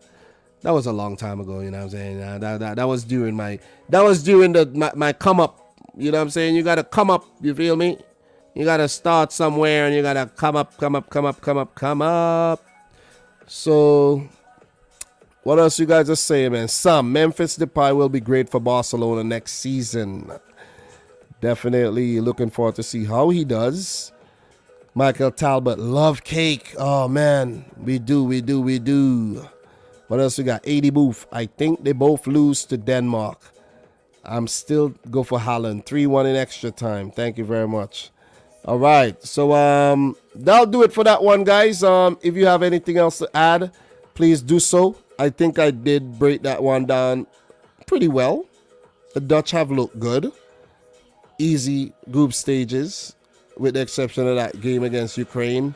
This could be their first real test, but they'll pass it in flying colors and run away in the end. So, Goran, can you imagine Dominic Rich and Dunkin' Donuts outfit? Yeah, I actually will find a picture. I will find one of the old pictures and let you guys see one of those old pictures though. But I think I had like one picture from those days, but I can't locate it right now. You know what I mean? But I was the man. When I used to work at Dunkin' Donuts, I was the man. So, guys, let's talk about the big one. I don't know why people... Listen, do not leave. Let's talk about the big one. Belgium versus Portugal. How bigger could it get? And it's happening in the round of 16. This should have been like a semi-final matchup, though. This should have been in the semi-finals. All right? Belgium looking much better than Portugal coming in the tournament, of course. And they're looking better at the tournament. The team has Roberto Mancini. The team has Roberto Martinez looking like Roberto Mancini. Yeah, let me use my mistake and just play it off nicely like that, you know. The team has Roberto Martinez looking like Roberto Mancini. Yeah, they do. And everything's going right for him. Even when things are looking down, they find a way. And it's because of the quality they have in the squad. De Bruyne, the Hazard brothers. You have Romelu Lukaku. You have his brother Jordan Lukaku on standby.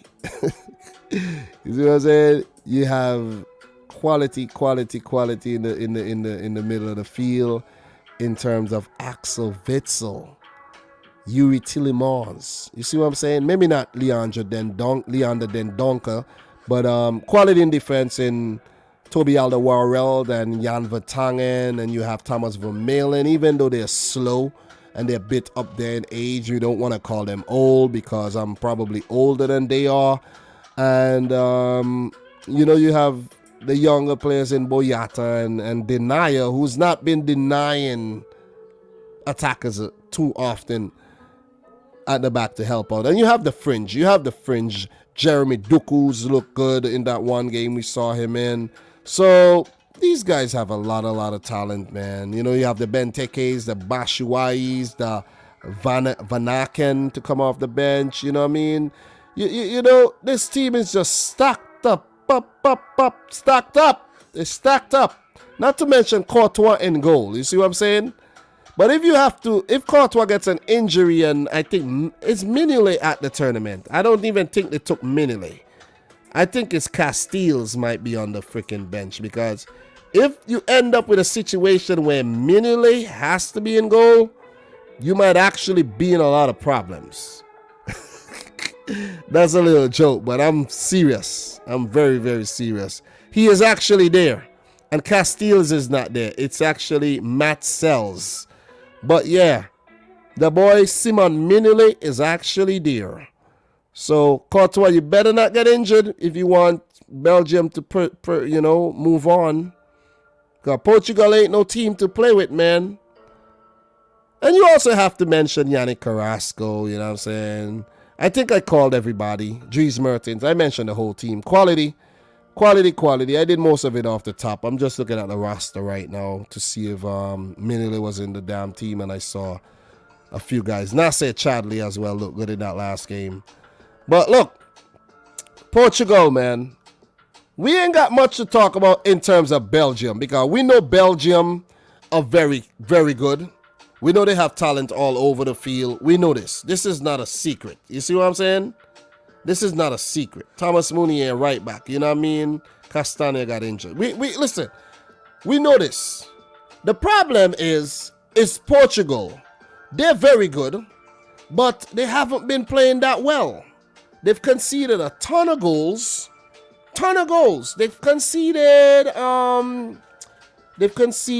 6 goals. 2 against France, 4 against Germany, and they've scored 4 goals, right? They've scored, yeah, that's about 7 goals they've scored. 2 against Germany, They scored 2 against France and 3 against Hungary. So they scored the goals, but they're conceding the goals.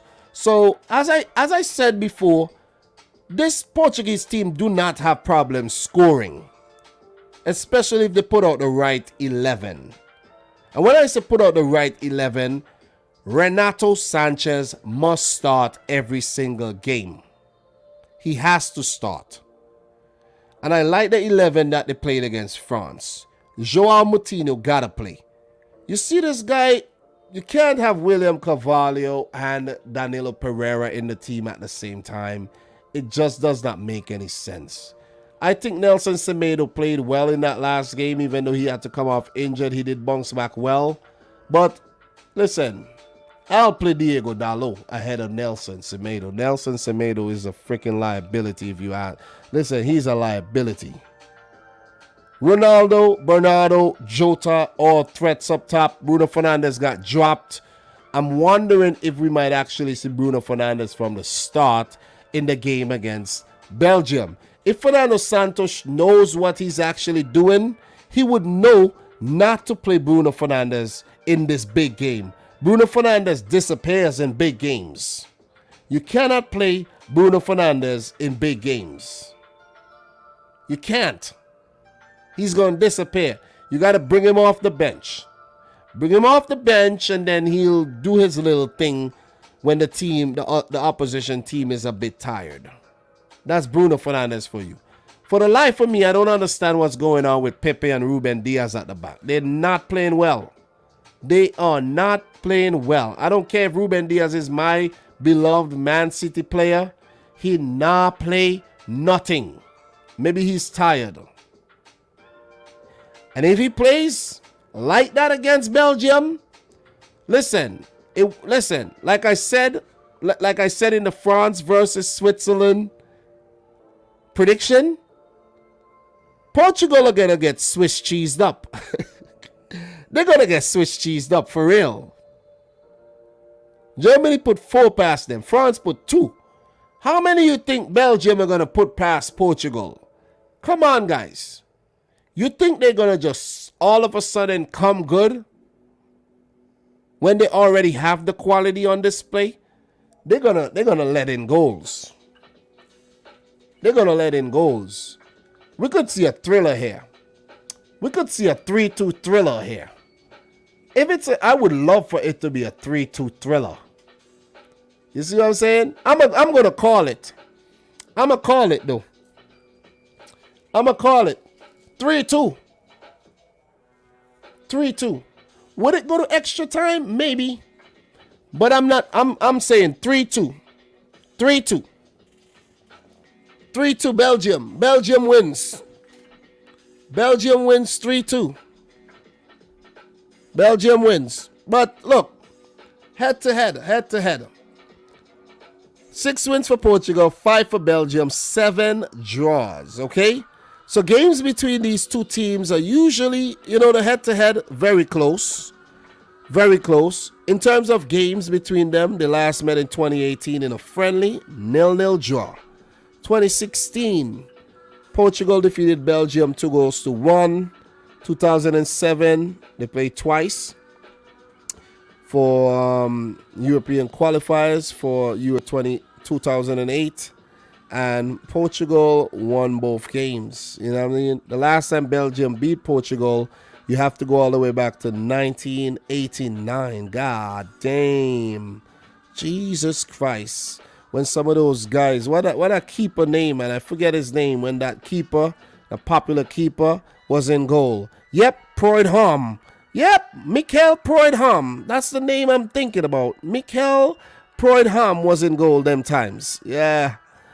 Yeah, guys, I know a little something. Remember a little something.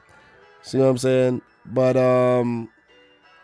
Portugal has been more dominant recently, and Belgium they need to get their act together when they meet Portugal, and they need to actually get their act together when they meet the better teams, because you remember what happened at the World Cup? They did get far, but got knocked out by France, the eventual winners. Who remembers that game against Brazil at the World Cup. God damn. You could check my channel. I have all the reactions up there. Who remembers the game against Japan? God damn, this Belgian team has taken us for a ride recently. But I think, look, this is such a big game. This is such a big game, guys. Because if Belgium gets knocked out here, right? In a way, we won't be surprised because Portugal are the defending champions and we know that they have quality. So this game is a 50-50 affair. Even though Belgium had the better group stage and Portugal were kind of scraped through, they basically almost didn't make it. It's still a 50-50 affair because they're going to put all that behind them and come and face this Belgium team with, you know, another eye on the quarters. Or maybe they would want to keep both eyes on Belgium and not basically focus on something that they haven't yet achieved. For Belgium, look, they're the favorites, I kind of think. Even though I said it's a 50-50 thing, nah, you can't be favorites at a 50-50, but they kind of, you know what I mean? We, you know, from what they did and who they have, we kind of fancying a Belgium team. They got things figured out a bit more than Portugal, in my opinion. Portugal, they know they got Cristiano Ronaldo, and maybe that's all you need to get past a Belgium team, and their defense might finally be put to the test, like a real test.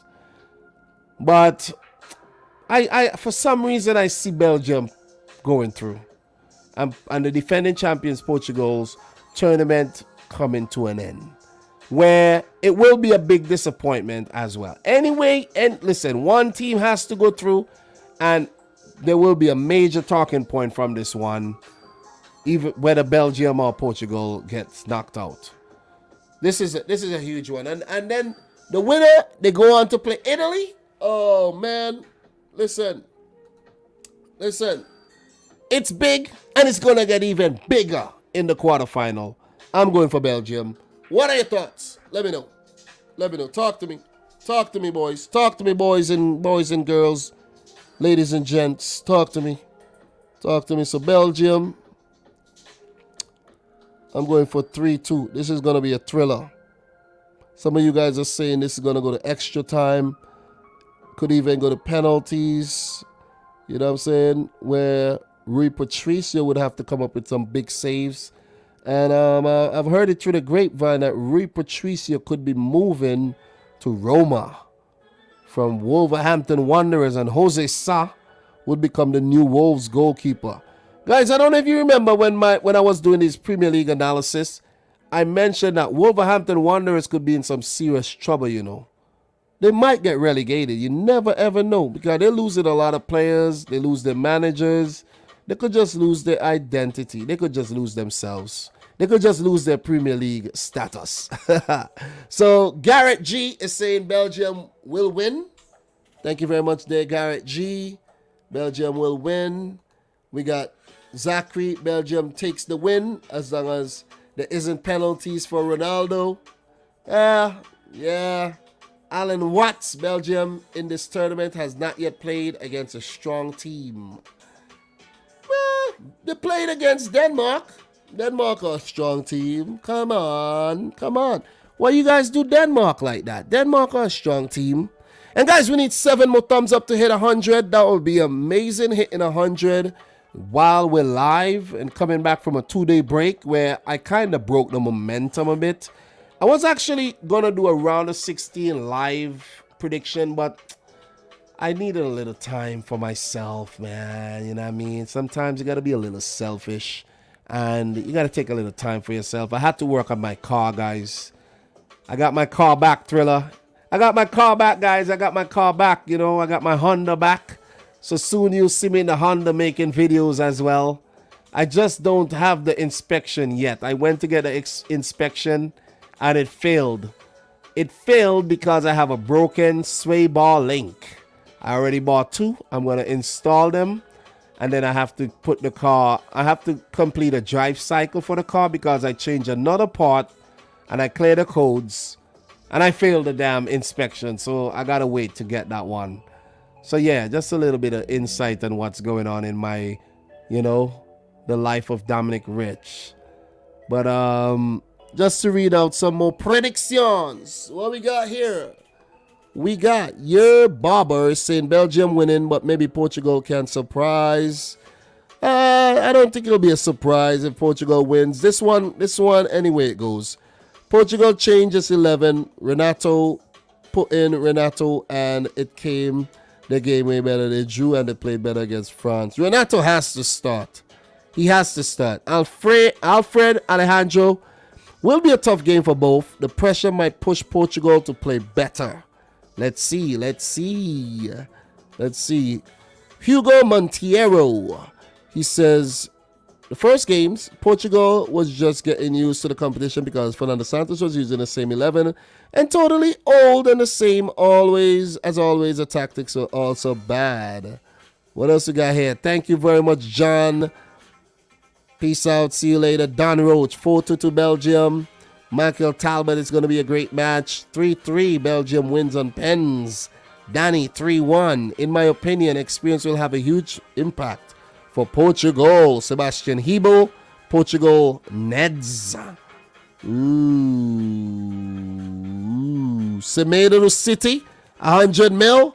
You know what? As a matter of fact, 80 Booth, I'm going to send Semedo over to freaking Aston Villa. I know 80 Booth is kind of pissed off that we might actually get Jack Grealish, but you get 100 mil to spend, bro. Come on. Ramhari Mahat, 3-1 to Belgium. 80 Booth, my car failed due to a massive emission failure. But I know it, guys, so it's all good. Yeah, I could know people too, but I want to do it the right way. So I actually changed a part that was an emission failure as well. It was an evap part of the evap system. I did that already. Easy job. And now I got to do the sway ball link, but I don't have the time. That's the thing, is the time I don't have for the sway ball link. So Paloma is saying Bayern is currently linked to exiling Haaland. I don't get it. Oh, to Erling Haaland, because I'm like, what are you talking about, exiling Haaland?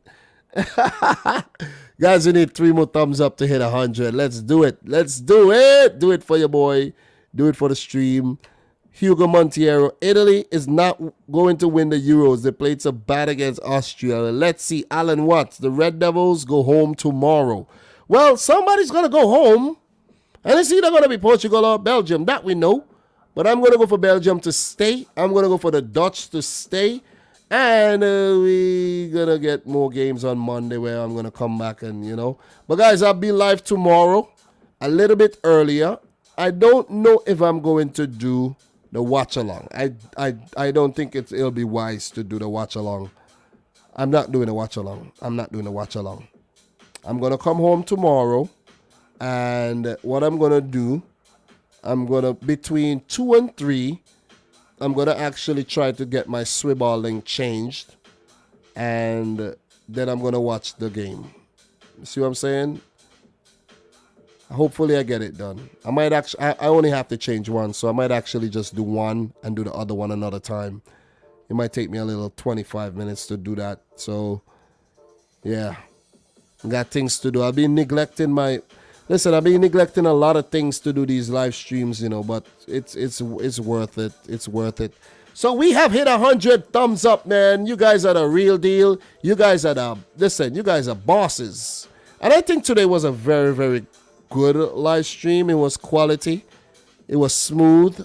And it was informative. I think it was very entertaining. I tried. And we did good. You see what I'm saying? You all did good. So we're now on the cusp of 1 hour, 2 hours. And I don't want to make it too long. But appreciate everybody who came through today. I hope you guys come back tomorrow. You guys love the Euros, man. And I'm glad that you guys love the Euros. We have a lot more action to talk about. We have 3 more days of round of 16 games. We have, 4 days? No. We have 2 days of quarterfinals. And then we have the semis. We have a lot more live streams to go, guys. And then we have, I'm planning some things in the future as well. Planning some videos as well. So there's going to be a lot of content coming for your head tops, man. A lot of content. The boy Dominic Rich is heading towards 50,000 and hoping to get there before Christmas. But if I execute all my ideas properly, I'll probably get there by September. You see what I'm saying? Big up to Salim Kaif in the house. How are you doing? Big up to Prime Time. How are you doing as well? Antoine Eugene says 2-0 to Portugal. We're going to see who going to get their predictions wrong. We're going to see. And as it looks, it might not be me. It might not be me at all. You know? Goran, I like Euro, but better football than Copa America. Bro, I can't watch the Copa America right now, bro. I really can't because it's about focus, man. It's about, if you have, the bone in your mouth. You see what I'm saying? You can't be focusing on that bone in the freaking reflection. You might drop the bone that you already have. And we already have a good little following and a good little thing going on here with the Euros. Good momentum. And I don't want to break that momentum by talking about the Copa America, really. You see what I'm saying? What we could actually do, we could check out the Copa America right now and see what is actually going on. Let's check and see what's going on in the Copa America right now. Copa America, let's see the standing and let's see what's happening. No games are playing today, but this is what's happening in the Copa America so far, man. We are match day 4, and the group stages are almost wrapped up. So, this is what's going on. I haven't been watching the Copa America at all, guys. I'm telling you. I haven't. I just decided to give myself a break, man. So, this is what happened in the Copa America so far. Brazil 3, Venezuela 0. Colombia 1, Ecuador 0. Argentina and Chile played to a 1-1 draw. Could remember watching that game. Paraguay beat Bolivia 3-1. Could remember the Romero twins scoring in that game. Venezuela, Colombia 0-0. I remember watching that one as well. Brazil beat Peru 4-0. Chile 1-0 over Bolivia. Argentina 1-0 over Uruguay. Then you had Venezuela and Ecuador playing to a 2-2 draw. Peru beating Colombia. That was kind of a, but Peru were the finalists anyway, so whatever. Uruguay and Chile playing to a 1-1 draw. Argentina beating Paraguay 1-0. And now we're at match day 4 where Ecuador and Peru played to a 2-2 draw. Brazil beat Colombia 2-1. What a game that was. We were talking about that game the other day. Uruguay beat Bolivia 2-0. Paraguay beat Chile 2-0. It's like everyone's beating everybody, man, with the exception of Bolivia and Venezuela. Venezuela picking up a few draws in between here and there. You know what I mean? In the meantime, between time. So after that, match day 5, we would see Brazil taking on Ecuador, Venezuela, Peru, Bolivia, Argentina, Uruguay against Paraguay. And these are the standings so far. It's only 2 groups, A and B. 4 teams go through, 4 teams go through. 2 teams get knocked out. You know what I'm saying? Like, 14 from Group A and 14 from Group B, and they go into the quarterfinals. This is a weird tournament, man. It's a weird tournament. Yeah, look, quarterfinals. Weird. So right now, Argentina are on top of their group with 7 points, 1 game to play. Paraguay 2nd, Chile 3rd, Uruguay 4th. But they would all go through because freaking Bolivia didn't pick up a damn point. And then you have Brazil. The tournament would have been a little bit more interesting, but Qatar, I think, and somebody else was supposed to participate. Maybe Japan, if I'm not mistaken, again. But I can't even remember. But then we have a 10-team tournament. Brazil, perfect. Colombia struggling. Peru struggling. Ecuador struggling. Venezuela struggling. So the final game, we got to take a look at what Ecuador and Venezuela has to do because they're the bottom teams right now. But it's going to be, listen, Ecuador, Venezuela play Peru. Look at the standings. if Venezuela beat Peru, Peru would drop down, Venezuela would go up, right? To 5 points. And it's gonna be hard. And Ecuador, they would play Brazil. Oh man, it ain't gonna be easy. Ecuador might end up dropping out altogether. That's what might actually happen. So Ecuador goal difference are gonna get smashed. Venezuela, they need a draw against Peru, and they're good. That's what's going on in that group. For the other group, Venezuela is just gone. Bolivia is just gone. So that's what's been going on in the Copa America, guys. And most likely Brazil would go on to win it. I know Messi and Argentina would have other thoughts, but that Brazil team is just hard to beat, and they seem like they're very, very lucky, man. You need luck to go your way in these type of tournaments, you know what I'm saying? And Brazil seemingly has clovers in their pockets. Clovers, literally clovers in their pockets, man. You know what I mean? But guys, it's been a good one. It's been another very, very fun stream. It's been nice doing this with you again. Yeah, man. I'm glad to be here. Don't think I don't enjoy doing this with you guys. I do. It's not easy, but I enjoy it.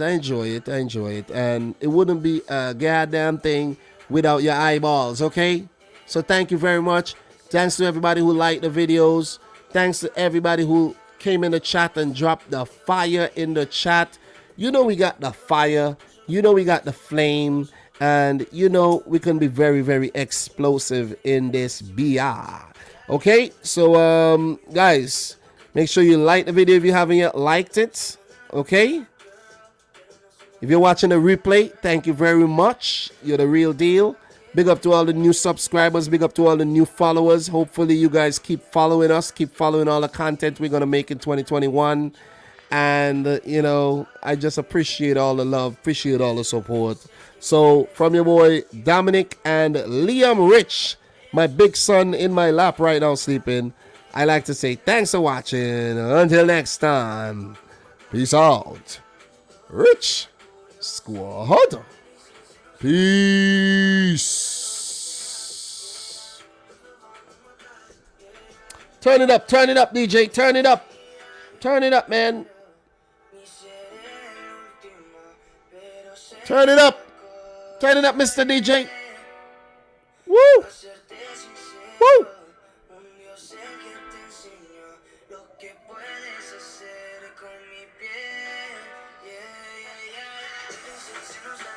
Woo! Vibes, baby! Vibes! Ah!